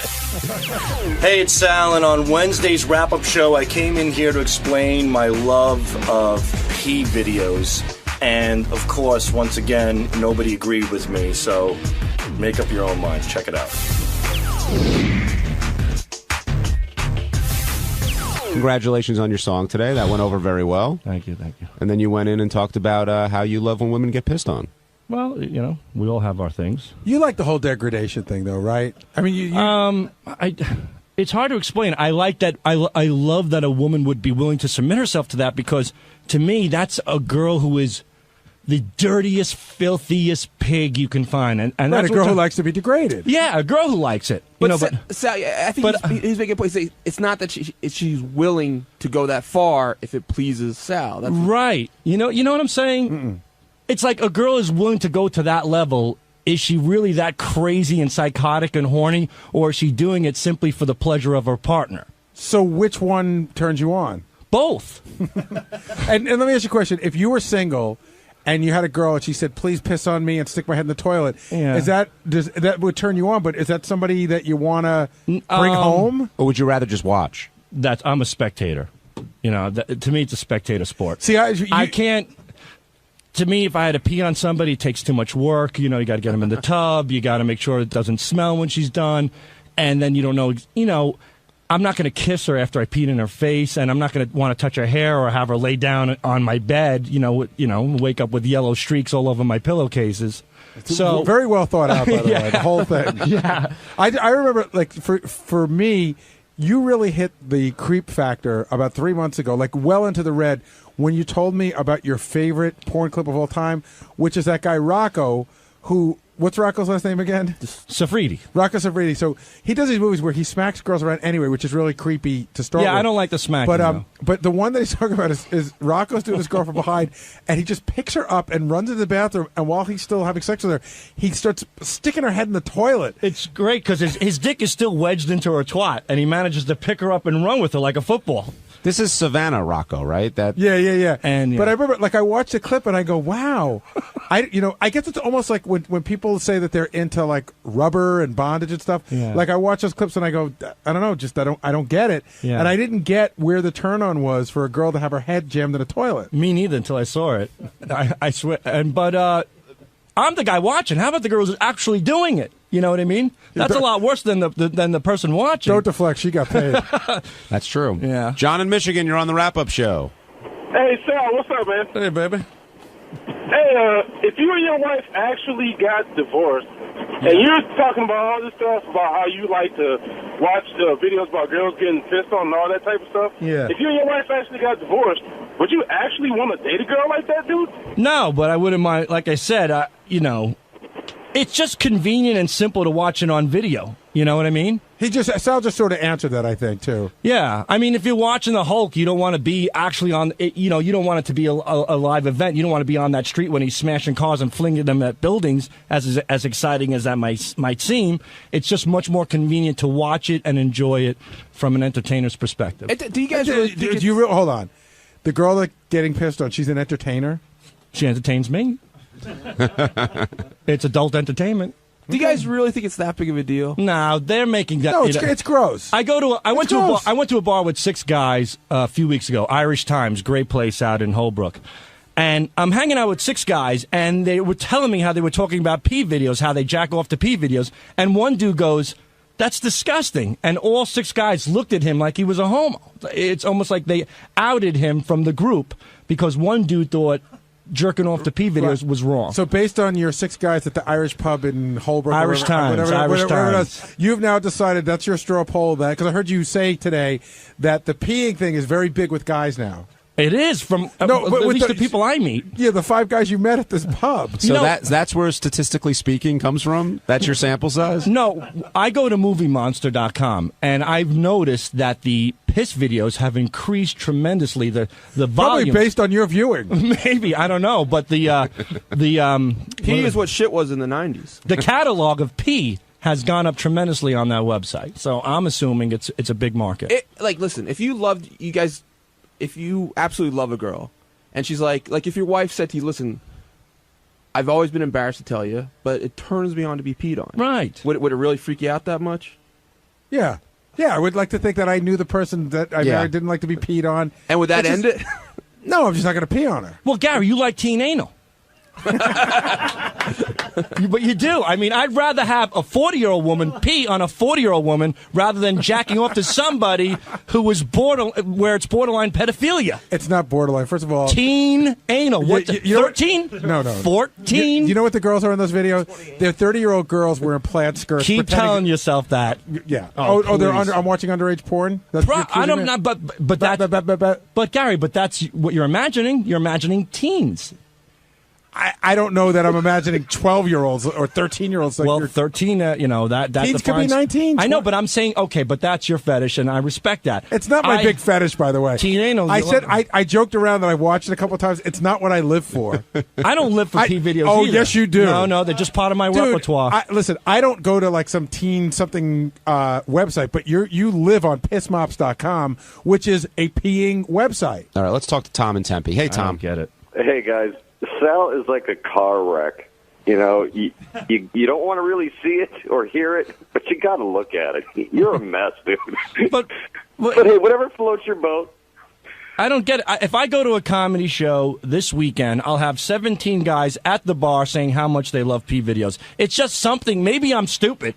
Maybe I'm the only idiot that's saying this on the air, and every guy right now driving his car is saying, "Sure, I've jerked off to a pee video here or there." And I'm completely right. And I'm only guilty of being honest. Do you believe that? Do you think everyone driving around is saying, "Yeah, of Not course"? everyone, but I'm saying that. What percentage would you say? 1. All right, let me ask you, Tom from Tempe. Yeah. Have you ever seen a pee video and enjoyed it? I've never actually seen a pee video. No. All right. I'm saying he's lying, and I'm saying 85% of the men who listen to the show probably have done it. What, have watched it and enjoy it? Maybe not. I would say 85% have seen a pee video. I would say 65% have probably masturbated to one. You totally just made that number while we were talking. You remind me like in the Manchurian Candidate. 57 people are in the Communist Party. You just make shit up as you go along. It's my assumption. I'm not making it up. I'm guesstimating. Guesstimation. Even when you're doing the whole rap about being at the comedy club and 17 guys are coming to talk to you about it, crunch the numbers. How many people do you think are in the club? 200? 250? So if the 250 in the club, 17 came up to you. What's the percentage of that? It's almost okay. 10%. It's the only 17 that are willing to talk to me. No. And how many of them do you think are coming to talk to you to make it sound like they... Well, it's their cup of tea. If you're listening to the Howard Stern show, you don't care. You're not necessarily. You don't give a shit about what Judd Apatow is doing, or that's a very, very bad example. I'm saying if you're listening to the Howard Stern show, you don't necessarily care about Paris Hilton or these. Awful things that you have to talk about. It has nothing to do with this. Are you assuming? Are you assuming that, or are you making that up? No. I'm saying that it's more the nature of Howard Stern. Howard Stern's been playing piss videos for years over the air. The German most of them are contributed by you. The gag factor videos. The pussy fart videos. It's entertaining, and I think that's what the fans like to a certain degree. So we have a common bond when I go to the shows. Again, I think that there's no way to know what the number of people who are into urinating videos are. I think that you're making up a number. And I also think if somebody comes to you and said, I heard that clip on the show, it made me laugh, doesn't mean that they're sexually aroused by it. And I agree. Is Richard into piss videos? He's seen some, but he doesn't get off on it. But he would be the 85% that is viewed. He's not the 65% that have enjoyed themselves. Right. John, in your 80 BJs, no chick ever asked you to pee on her? No, and it was an 80. I've never even been close to the whole peeing thing. I don't think I've ever known somebody that wanted it done, and I don't think I've ever wanted to do it. Look to your left. Or look on Greg's list. Greg's list? Craig's list. What's up, guys? It's Teddy on Thursday's wrap-up show. The slumbering giant that is Artie Lang was arisen. We woke him up to discuss his little nap during the Carly Simon interview that he missed. So check it out. And a gentleman who just recently awoke and taped something for Channel 9 now joins us, the great Artie Lang. Are you well rested, Artie? Yeah, God, I wish you guys would have woke me up. I woke up and I was crazed. I was like, whoa, who won the gossip game? What was the fake story? Artie, how long do you think you could have gone if someone didn't get you up? Oh my! Were you like out? I'm gonna go home now and sleep till I fly to Dallas tomorrow at noon. But were you out when they woke you up? I was out. And you didn't hear anybody stirring around outside or anything? Because people were like going in and out. And no, after a few minutes, I was gone. That's a comfortable leather chair in there. Yeah, that's where I usually sleep when I'm taking a nap during the day. Yeah, but what's the germ? I don't know. Count on that thing. I mean, I got to tell you, you know what? All jokes aside, rare instances I need to take a nap when I have to do something in the city. Maybe I sleep in there like once every 4 months. Yeah. I'm bringing my own sheets and my own pillow. Yeah, I'll put them in my closet. I think I'm going to have to carry full sheets and pillow for this. The next time I do this bit. Now, you kicked Kathy Griffin out of there, right? Is that what happened? That was so much fun. She was mad at me, too. Oh, she goes, "Are you throwing me out? I want to watch Carly Simon." And I said, "I've got a monitor in my office." She goes, "Yeah, and I got a fucking Emmy." Yeah, oh yeah. Well, tell her this, to buy a radio and listen to the replay this afternoon.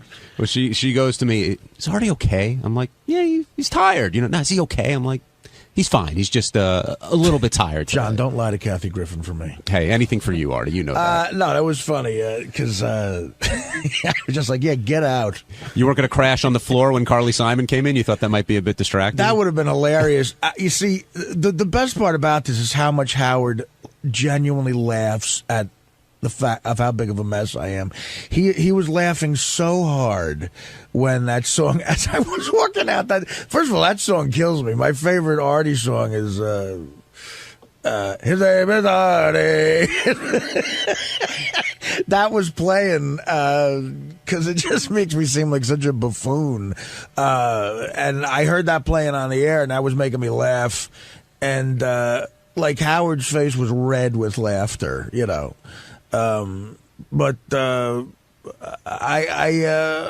listen. I really needed sleep. What was I going to do? He was trying to decide between how funny it would be for me to be laying there and would it insult Carly Simon. And you know what? He was playing that in his head, and I think he figured out how to get her mad. And you haven't heard? Have you heard anything about the Carly interview? No. It ended up being unbelievable. If you were in there, it probably would have wrecked what was a really amazing interview. Oh, sorry, Gar. No, I'm just saying. I'm saying he made the right call. But you haven't heard anything about the interview? What have I wrecked in the past? No. Artie, I didn't mean to insult you there. The Luke Wilson interview with.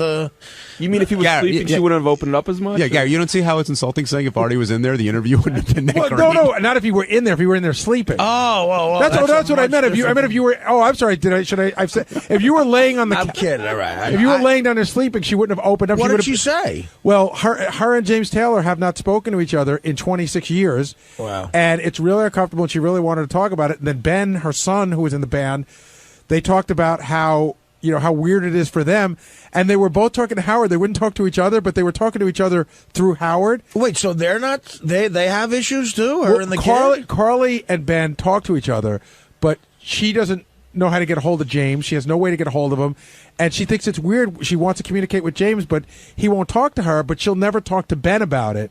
26 years. 26 years, and he has a regular relationship with the both of them, the kid? That's right. Carly talked about going to their daughter's wedding, and since it was James Taylor's house, she had to use the porta potty. Like, she couldn't get anywhere near him or the kids. I mean, it's bad. Who's the Vane song about? Did you get that? She told Howard. She did? She did. She told Howard he won't tell anybody, but we'll try to get it out of him. Oh, he's going to tell Robin in a week, apparently. Yeah. As long as she agrees not to tell Florentine. Wow. Yeah, because then Florentine could tell us on the USO tour. Why do I hate that I care about it? Ryan in Philly, you're on the wrap-up show. Hey, what's going on, guys? Hey, Ryan. What's up, Artie? Hey, man. Hey, real quick, you noticed that when Artie was falling asleep, it seemed like Robin, jumped right on it and called him out that he was sleeping on the past few days. And I bet you if Robin had her choice, that Artie might not even be on the show. It seems like she's very annoyed about that. What do you think? Robin, I think it's interesting, the dynamic between me and Robin. Robin gets annoyed with me sometimes. I don't think because she doesn't like me. I think because she's just annoyed that, I treat myself so badly, maybe. I don't know. And right. She's, the healthiest person in the world now. Like you guys are polar opposites. I mean, Well, yeah, but yeah, I noticed that too, man. I mean, that you're right. It was like, oh my God, it's been every day now. It's like a teacher yelling at you. Yeah, he fell asleep yesterday, and this is ridiculous. So, well, keep sleeping, Artie. I think it's hilarious. It's great. Well, look, this is a character I pitched years ago. They wouldn't let me do it. Eric in Mount Vernon, you're on the wrap-up show. Hey, how's it going, guys? Hey, Eric. I just wanted to grill Artie a little bit. I'm like that crazy bitch that was on earlier. I'm also a recovering addict. I wanted to see maybe you guys. I know you got some cameras in there. I've never seen Howard 100, but maybe you could get like a zoom in close up on Artie's pupils, or if he's bringing in like some chocolate bars, or if he's drooling on himself, nodding out. Yeah, that'll be great. Can we do that? Wearing long sleeves. I mean, give him some sort of check over. Because it's like, it would be nice if the sleeping thing was preconceived, Then it'd feel like at least we're being entertained because Artie's an entertainer. But I sort of feel like, maybe I'm being entertained because Artie's secretly, shooting the smacks. Artie, anything you'd like to tell Eric from Mount Vernon? As long as you're entertained, dude. I mean, what does it matter? You're laughing at me or with me? I agree I'm not the healthiest guy right now. I could use a few sit-ups. I don't know. I should join some sort of gym. But right now, I'm just having fun, man. Just drinking beers, smoking weed, snorting H. You know what I'm saying? Yeah. Eating cheeseburgers. So you're prepared for your big overseas trip?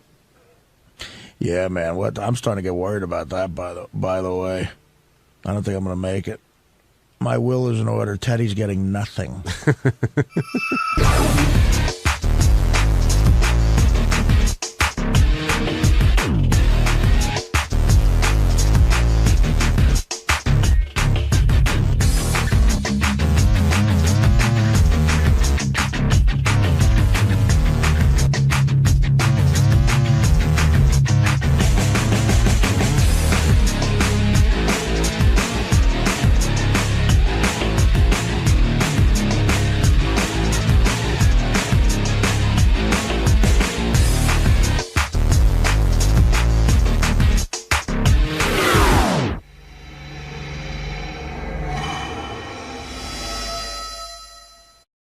The Wrap-Up Show, a recap and behind-the-scenes look with John High and Gary Dell'Abate.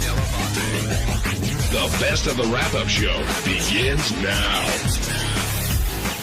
Hey guys, it's Teddy. On Monday's wrap-up show, we discussed the Cindy Margolis dating game and whether or not Double A has had any success picking up any women with that awful, awful rap of his. It's pretty funny. Check it out. All right, we got a bunch of calls on Cindy Margolis' date today and that whole segment, so let's get into it. We'll start with Jim in Scranton. Jim, welcome to the wrap-up show. Hey, guys, what's up? How you doing? Good, Jim. The Cindy Margolis bit was excellent for the radio, but Double A, my new name for him now is absolute asshole, man. Why? Do you really think he was seriously trying to date her? Because how could he think the way he was talking would work, man? Well, that's what I said to Howard during the break, and I said it to Artie. I said, Artie, God, be honest with me. Is there any woman anywhere that works on? And Artie goes, yeah, there's chicks that works on, but I can't imagine who they are. It's the same chicks that, like, you have a mullet now, and they like, oh, my God, I love your long hair. It's the same chicks. He'd have been able to pick up some kind of pig or something. She seemed pretty cool. She didn't seem like she's been with a lot of guys. But he was totally being himself. I think he was. I don't think he was. The other thing was, and again, Double A, if you're listening, don't be mad at me, but Double A has clearly put on some weight. And he had this purple shirt on that really wasn't, it really didn't look that great on him. So I'm watching him be like the big tough guy, and he acted like a guy trim and in great shape, but that's what made it even funnier. Well, also, when he finally met her, like, she towers over him. Exactly. She's about 5 inches taller than him. That's right. Dave in Jersey, you're on the wrap-up show. Hey, how you doing? Hey, Dave. My question to you guys is this. Why does Howard, every time there's a contest where there's girls on or something else, he'll put on, this time he put on Double A. Double A's a jackass. and then he put on, you guys had another contest where you put on, some of the regulars, the whack packers. Why not give 3 people a chance that have never been on the show? I can take a stab at that one because we're doing a comedy show. We're trying to make it funny, and we knew if we put Double A in, it's going to be funny. And if we took 3 guys, like contestant number 1, Ralph from today, it would have been a disaster. And you'd be calling here going, "You guys are the worst. You put on 3 fucking boring guys. You should have put me on." Yeah, but Double A's an asshole. I can think of. But that's why he's funny. That's why. Did you? Okay, he was being a jerk today. Were you not amused by him at all? No, I wasn't because I can't. I think he's a total jackass. I can't stand when he comes on. Oh, when he was giving his rap on anything, we were cracking up. I'm going to take it to the Bagada. Oh. I can't tell if that's Double A or if he's doing a character, but either way, he is really just so fucking obnoxious to women. But it's funny. I mean, I was totally amused by him. And then he threw like $5,000. Like I checked it, he threw $5,000 at her like she was like a whore or something. So you thought there was going to be 100 on the outside and all ones in the middle, right? I totally thought he was full shit. I mean, it's a lot of money to just toss around. And the guy in the middle was normal enough to just make it funny, but she changed her mind. How many times did she change her mind? Well, 3. She picked batch number 1, then found out he was really there to meet Howard, so she went to Double A, which totally blew my mind, right? Because she must have been so freaked out about the age thing, like to skip over the normal guy in the middle to go to Double A, who was just being a complete jerk. And Double A was claiming that Artie was cockblocking him because he was saying it was for comedic value or something like that, and then she changed her mind again and ended up with Ryan. But we do have hit number 1, Teddy. This is Cindy's first decision when she picked Bachelor number 1. Okay. Number 2, as totally sweet and wonderful as he seems, and so teachable, which I would love. And maybe he is a virgin. No, he didn't say. No, he said he slept with someone. Yeah. So I can't diversionalize him. I lied about that.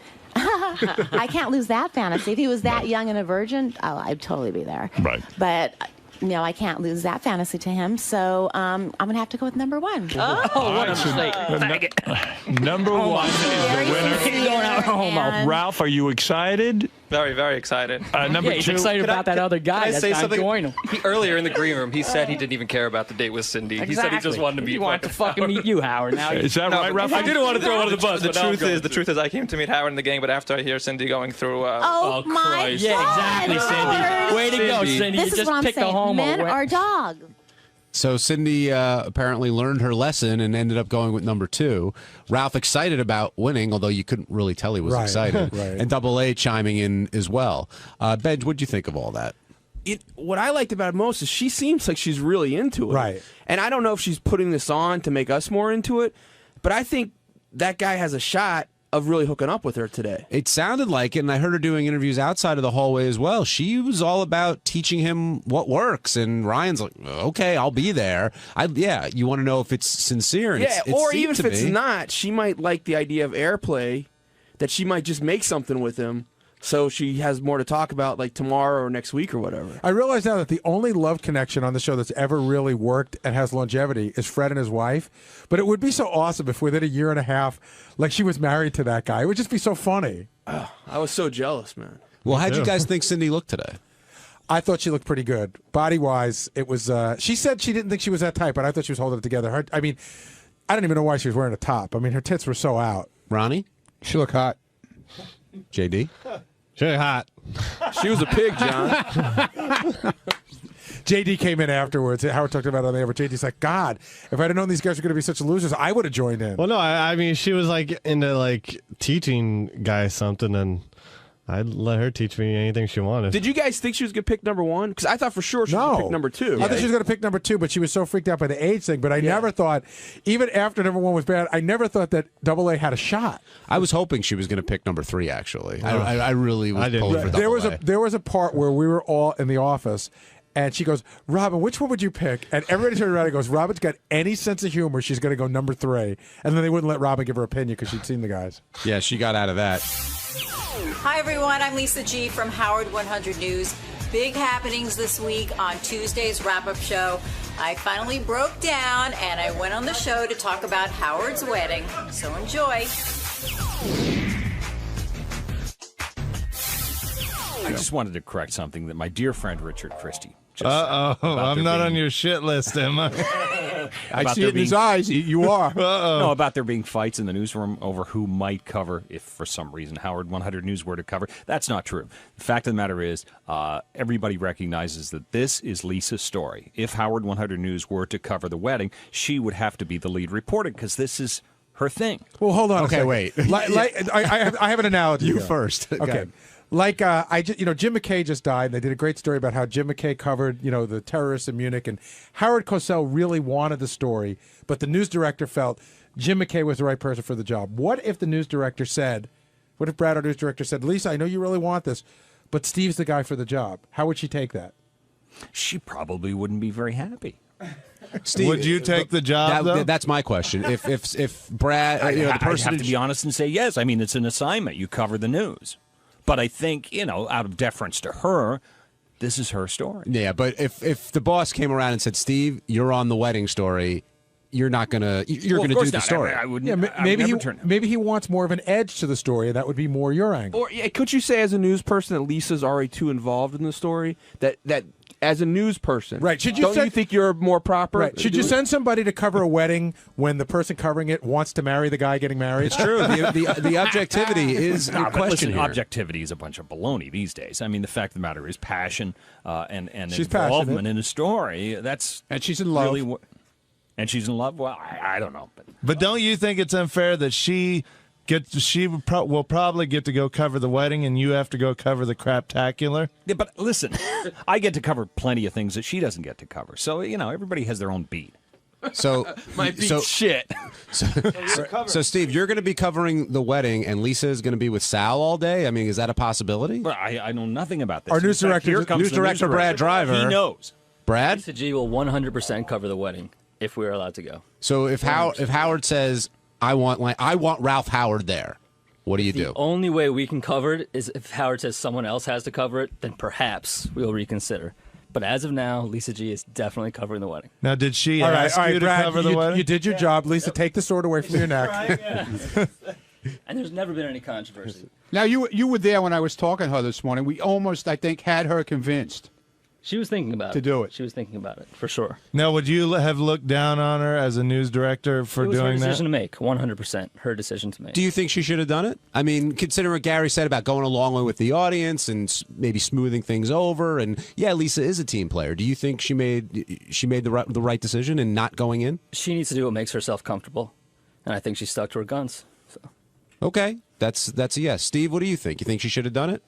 Oh, I don't know. I mean, I'm torn between being the Stern fan in me says, yeah, well, she kept saying, why don't you ask Steve Langford to do it? Would you have done it?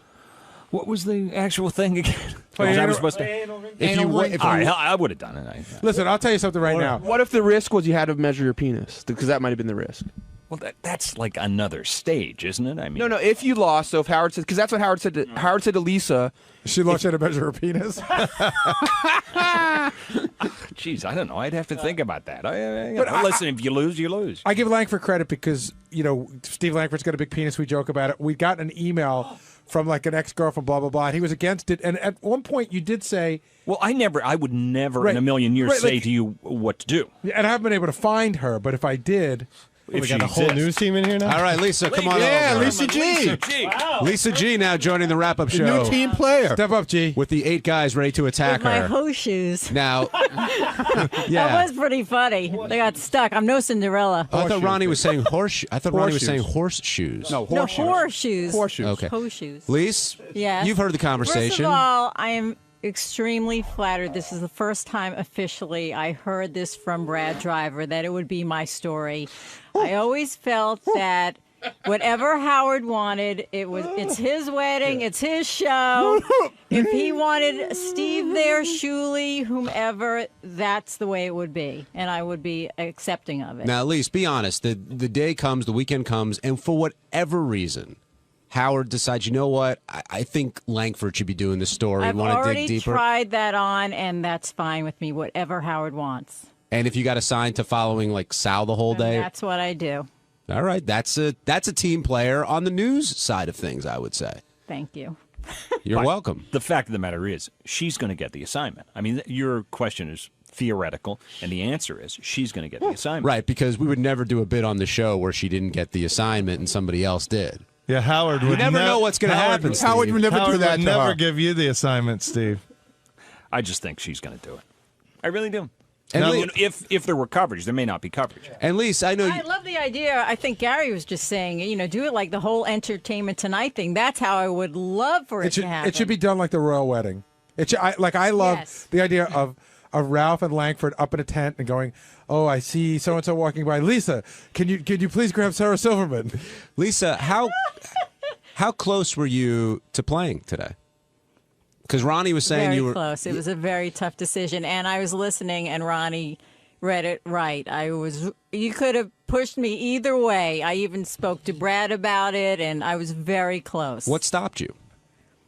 The losing part. The losing part. If I had to lose, that to me, just to make an analogy, would be like Steve Brandano not wanting to get a penis in his face. If that makes any sense to you, that's the way it feels to me. It does make sense, but you can see how people would see that they're nowhere near the same I can level. understand. Yes, I can. In fact, in some ways, and I'm not being sexist, it would be better for you to get a penis in your face. At least you're a woman. You know what I mean? Like that would be like less offensive than it was to Steve. Mark in Harrisburg, you're on the wrap-up show. Hey guys, it's Mark the patent attorney. In my experience, most weddings are usually a pain in the ass to attend. And so my question, especially for the guys, is it being part of the celebration that's the main draw, or is it the shame of being excluded that's really the issue? I could start by answering that. For me, you're right. Weddings generally suck. Howard's never thrown a party that wasn't fun and wasn't good. So I think that this will be, as weddings, it's not going to be a traditional wedding. The bride's not going to cut the cake. Nobody's going to get the garter. None of that crap's going to go on. It's going to be a fun party. But Gary, imagine if you weren't invited and like everyone else was. Oh, I'd be hurt. Sure, I would be. Yeah. But I mean, Howard is downplaying and saying it's not going to be an event. It's not going to be a celeb-filled sort of thing. But because of Howard's status, it is an event. It's a velvet club. I mean, a velvet rope around a club. You're right. Getting into the wedding is validation for a lot of people. I totally see that. Yeah, and if he wasn't who he is, would you give a shit if you were invited? Well, it depends on who he was to if me. He's your boss, yeah. Yeah, I mean, right. In your office, if it's your boss, of course you want him to, you want to be included. But Howard's club is, such an exclusive club now, that Gary, you want to be a part of it. Does it also, in a way, diminish it to you if everyone else ends up getting invited? Not at all. Not at all. I think it does. Oh, it becomes less special? Maybe not to you, but I think, it'll become less special. You know what? I'm not being a jerk when I say this, but I think that no matter big or small, unless it was tiny, that I was probably going to be invited. So if more people are invited, I don't think it's diminished to me. Now, Lisa, why does it mean so much to you? Because Howard is the king of all media, and I look at it as an event, and also I like him as a person. He's got beautiful as a blue eyes, and I love weddings. I love his feet. You know what was and difficult? He's got so much. He's so smart. When Marianne from Brooklyn called, because I always agree with her, and I always think, oh shit, I have to hear what she's saying, and she almost pushed me the other way. That was when it was really tough. And you feel that the news should be there. Let's remove you for the equation. You feel the news should be there, correct? Yes, he formed a news department to cover the world of Howard. This is the biggest event in broadcasting. He's Howard Stern. He's getting married. To develop a news department and then not have them cover it, it doesn't make sense to me. Well, since it is the Howard 100 News, he does reserve the right to say no. It is his news department. He's the chief editor, assignment editor, desk editor. He's Perry White. Now, there is a way. It's important to stress that there is a way of covering the wedding without running around with microphones and having reporters there. You simply set up somebody by the microphone, assuming people are going to speak, there's going to be music, etc. You record that, and then you bring it back, and you put that on the air. Well, and there's even another way to do it, which is when I went to Joan Rivers' daughter's wedding, which we're talking about today, there was no media inside. And then when people got outside, I saw people talking to the press, and that's a way it gets covered as well. But Lisa, are you gonna dress like you would go to a regular wedding, really nice, or more newswoman like? Like, how are you gonna look at this wedding? Well, if we get to cover it, I'll dress appropriately for the wedding. If it's this formal attire, I feel we should be dressed in formal attire. They do the same thing on TV, on Entertainment Tonight and Extra when they go and cover, let's say, the Grammys, the Emmys, the Tonys. They're dressed formally. So and I are would you do the looking at same. dresses already and stuff? No. What if he wants you to wear like that outfit that Anal Ring Toss? I'm going to buy you shoes, though. Or what about the Howard 100 News jacket? Yeah, the gold jacket. Look, I know Howard said he wants us to wear it. If he does, and that's what we do. Okay, will it be bad if, when, how the band takes a break and they all eat at that little table behind the curtain? If you had to, you know what I'm talking about? Yes, I do. If you had to eat with the band, would that be already okay? Prepared. Look, we haven't been invited to any of his parties. I haven't been. I love when you go. I love when you go to a wedding and you get drunk and lost looking for the bathroom, and you go behind that curtain and 7 guys in the band are eating. But Lisa, do you feel like you should have been? I should have been what? Invited like, to I know that you, stuff. You used the word entitled. Yeah. And that's not how I feel. I feel like how I just explained it. Then why did you create a news team to cover the world of Howard and not have them at the biggest event in Howard's history here? One of the biggest events. One was Starting, and the Starting broadcasting here, which we covered. And his wedding, he's been talking about it for a year and a half. So let me ask you a question. If in 2 years Beth got pregnant, do you feel that you should be, how close do you feel you should be to the birth? Should you be in the... I don't feel that's the same. They don't cover the births in People magazine. They have the first baby picture. Right. So should you get the first baby interview? Yes. No, but Lisa, even if he has no news at his wedding, do you think you should still be invited as a friend of Howard? Right, that was a question. Take away Lisa G, the news person. Should Lisa G, the human, be invited? The friend of Howard. Considering the world of Howard and who his friends are, I am on a very low tier. But I've always said in this world, it's not about quantity, it's about a quality of a relationship, a friendship. So even though I haven't known Howard a long time, I would hope he would feel that he likes me as a person, take away the news part of it. But no, I am not on his list. Steve Langford? Steve in the corner. My feeling is if you're talking about not news coverage, but just being invited to the wedding, my answer is absolutely not. The Howard 100 News team showed up about 25 or 30 years late on this deal. We're not on the same level as you guys. Now, Lisa, Ronnie often accuses you of not being a team player, and I know it upsets Ronnie at times.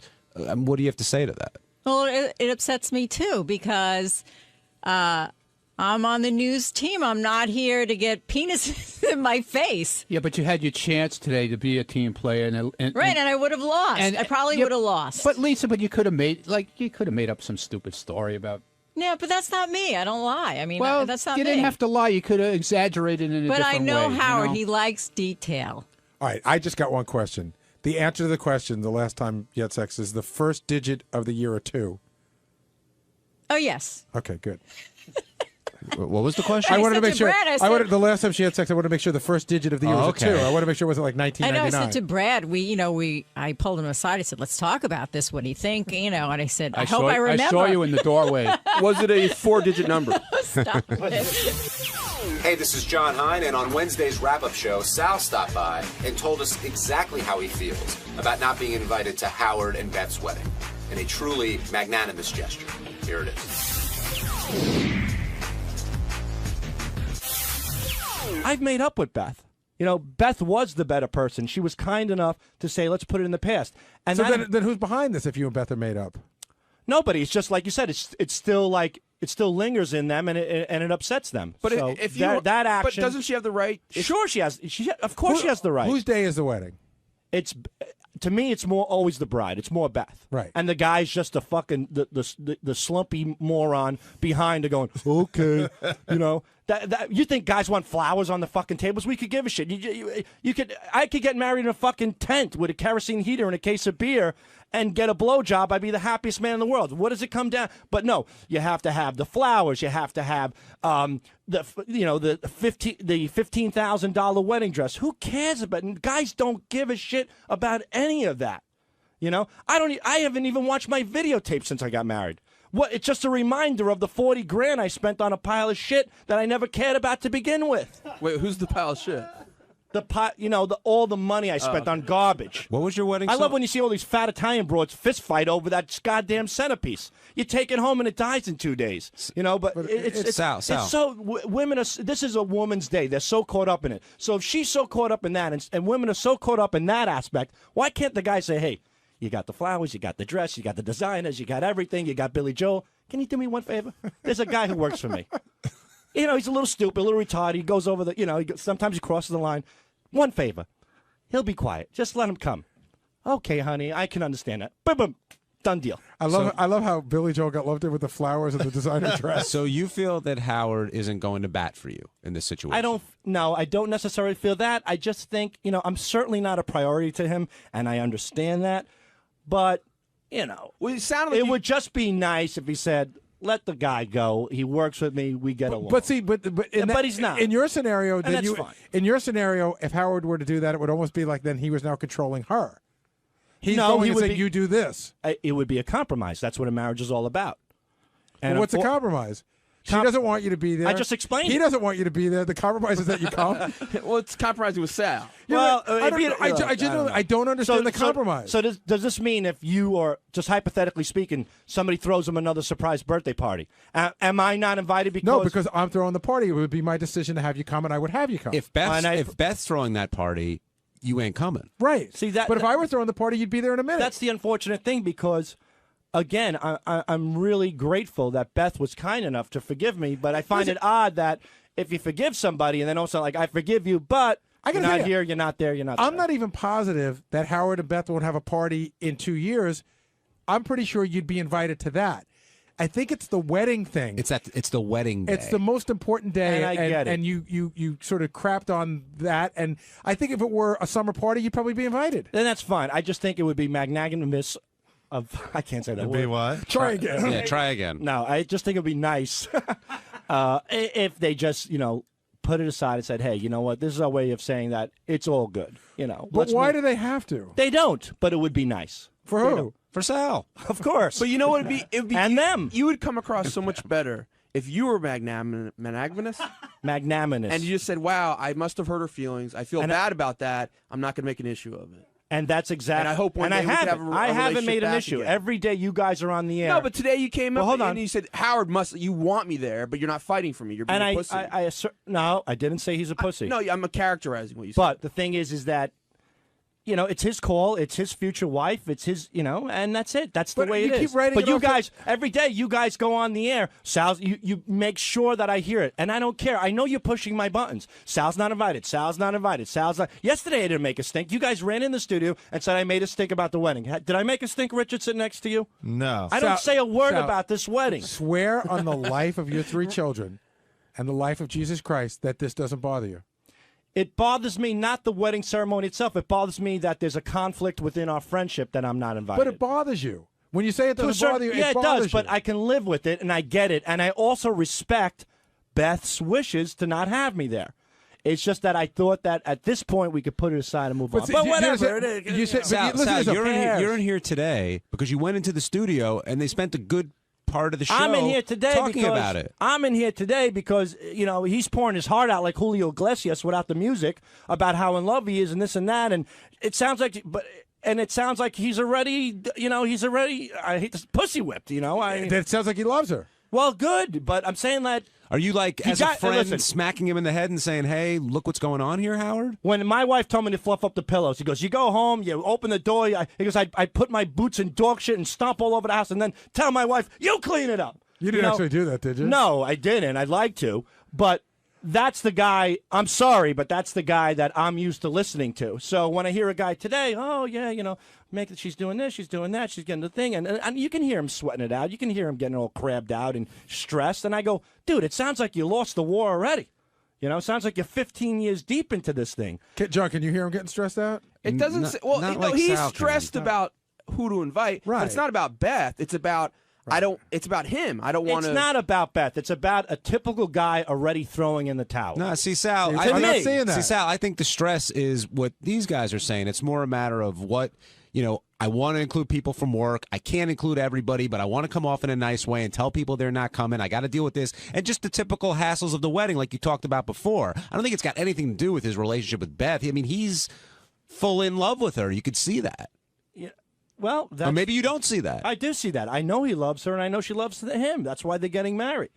But I'm just saying that. Look, if you're going to apologize and move on, take put it in, take your words and put them into action, so to speak. You know what I mean? It's like, all right, I thought we're moving on here. Yeah, I fucked up. Yeah, I'm taking responsibility for that. And yes, I can live without going to the wedding. See, one of the issues, but I just don't feel like we're progressing in the right direction. But why does she have to progress at all? She That's doesn't. the whole point. She doesn't. See, you keep saying, I'm over this. It's her day.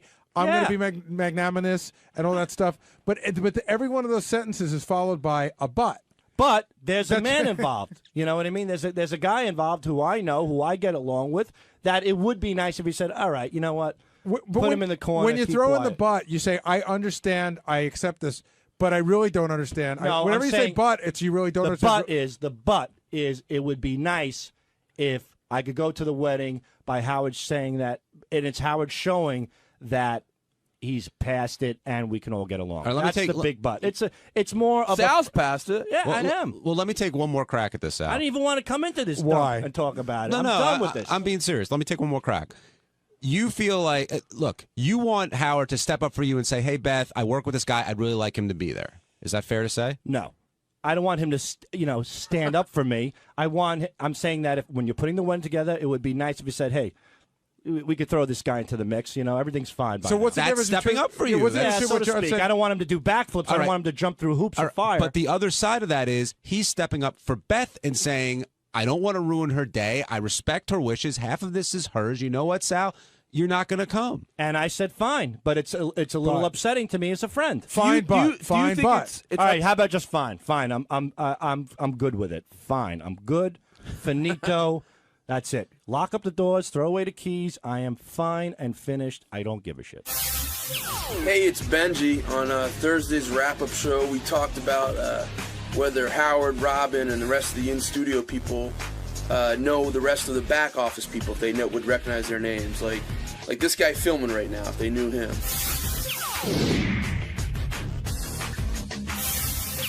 Now, I see Chris Costa and Joe Jordan in here, which reminds me of something else that happened today. Howard and Robin and Artie getting into an argument about who recognizes the faces of the staff who've been here for a number of years. And Robin was adamant in the fact that she knew people's names more than anyone else. But the rap on Robin has always been she knows no one's name who works here. What did you think of all that, Gary? We needed the right set of people. Neither one of them knew any of the guys from the TV show.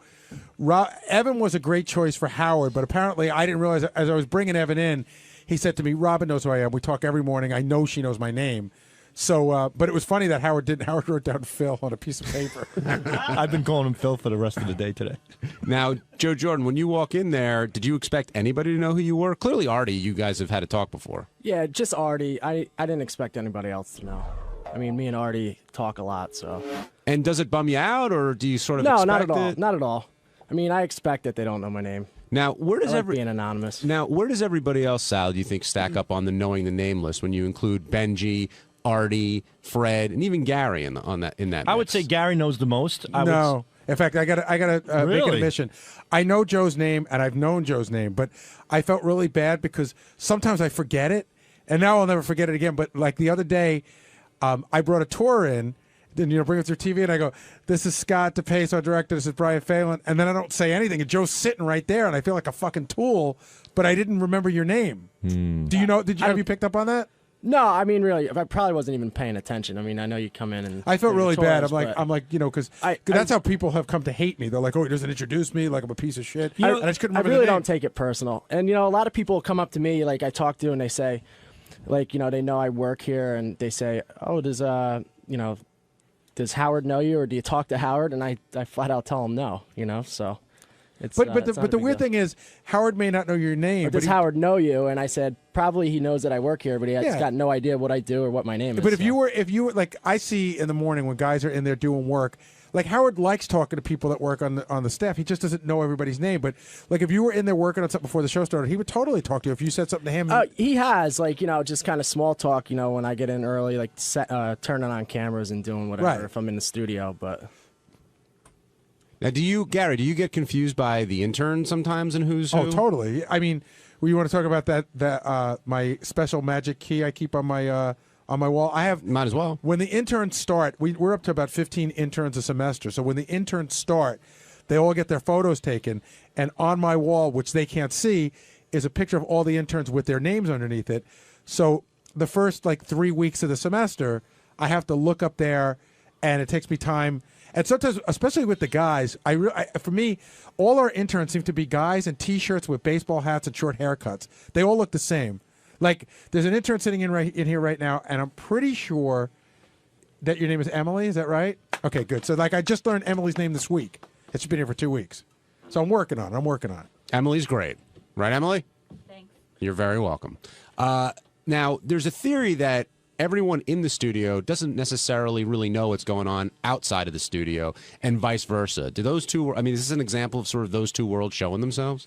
I guess so. It's weird for me because I'm probably the one person that does both, that goes in and out. So I know I sort of have a handle on what people are thinking in the studio. Plus, I know what's going on in the office, and even in the office, I'm insulated a lot. I'll walk up to you a lot of times, and I'll go, John, what's going on here?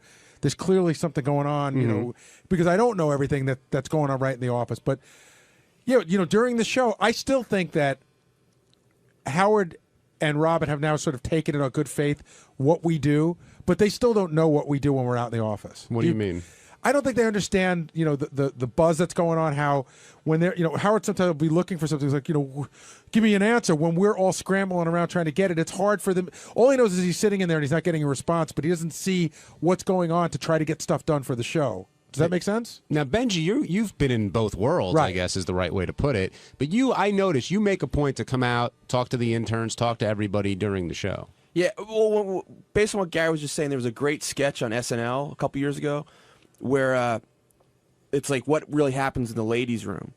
And the guys follow the chicks in the ladies' room, and it ends up there's ski resorts in there, there's massages going on. And I think that's what Howard and Robin think is going on in the back office. Yeah, I mean, there was a long period of time where Howard would be like, what the hell are you guys doing? Do you guys just sit around there all day and just relax? And it's, and we're out there working. Benji, you've been out there when you used to do research, and you've been there when Howard will be like, Gary, where's, such and such a thing? And you'll see everyone will bump into each other. I've seen Howard has a great move too. Sometimes when he needs something, he'll just ask everybody that gets into his line of vision for it, and it's a free-for-all, and the first one to get it wins. So, Howard will go, God, I need a fork. And I've seen 7 people run for a fork. Which 7?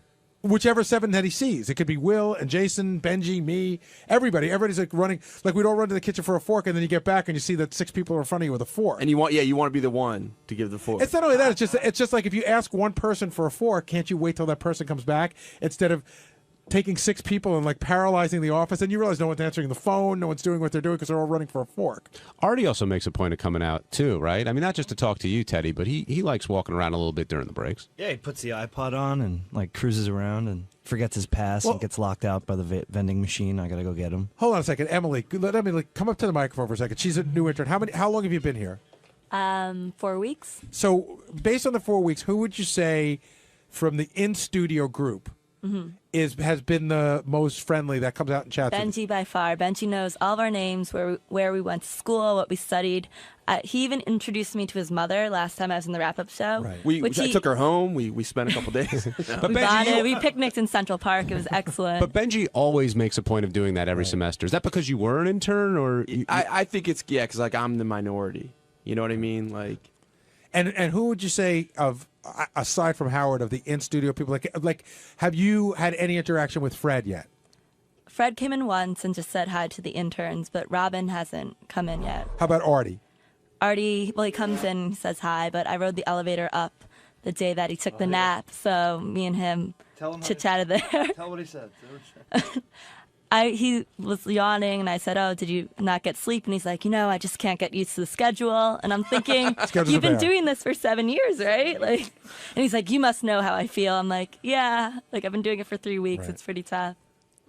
Now it's funny because I didn't remember, but Joe, who was on the air this morning, that works at Howard TV, also interned for us. So Joe, step up. When you were there, was everybody friendly, or you said you went through the whole semester and did you ever talk to Howard? Only at the end when he signed my picture. At the end of the semester, we let everybody come in and take a photo and sign up. I mean, Howard's really grateful for the interns, but you don't really get a chance to see him much during the semester. No, not really. And I got a second thing on Benji. Benji was great back when I was an intern back in 2000. Was he in the studio or in the office back then? He was in the studio. He was in the studio. But again, made a point of knowing everybody's name, learning your name, and by the time you were there for a week, he knew who you were. So. And Joe, who was the most difficult to get along with in the office? Back then? Yeah. Stuttering John, by far. He said John would break his balls a lot if you didn't transfer the phone call correctly, and I think that goes for everyone that worked with Stuttering John, or every intern. See, I got yelled at as an intern by this woman. I worked at this place with 3 people. 2 of them were unbelievably nice to me. One of them used to yell at me all the time. So I really go out of my way not to yell at interns. And even when I get like a little mad, like listen, you got to know that. I always end up calling them back in and apologizing because I just feel so bad. Mm-hmm. And the other cool move that Howard does, I think, is having the interns sit in on the creative meetings every Unbelievable. week. I don't think any other show does that. Like, literally gives you access where the interns can pitch and be as involved in the show as they want to be. Plus, I love when Howard makes it a point every time we have a new batch of interns, how he does that welcoming greeting, which is really, really nice. And it makes them feel real comfortable. That's where it's a real meritocracy. Like, if it's a good idea, Howard will explore it. Doesn't matter where it comes from. Yeah, no, he's like that. That's why he lets everybody sit in. He doesn't care if you're pulling cable for the TV show, if you're a legendary TV writer, or if you're an intern. Puerto Ricans. But a good idea. And Howard, on some level, almost has a fascination with ideas that don't come from the traditional places because he just feels it's just more genuine. Well, he's also, I think, at meetings, he'll be more gentle with someone that hasn't been there for years. He's super supportive and nice of the interns, because what'll happen a lot of times is different interns every semester. We've been doing these meetings for 10 years, so a lot of times an intern will raise their hand with an idea that we all know has been pitched before and shot down for whatever reason, but he'll never make anybody feel stupid about doing it or anything like that. He'll be like, you know what, that's a great idea. We talked about that a while ago, but we'll look into that again. He's like always the very classic. There's this TV show, I'm Smarter Than a 5th Grader. Right.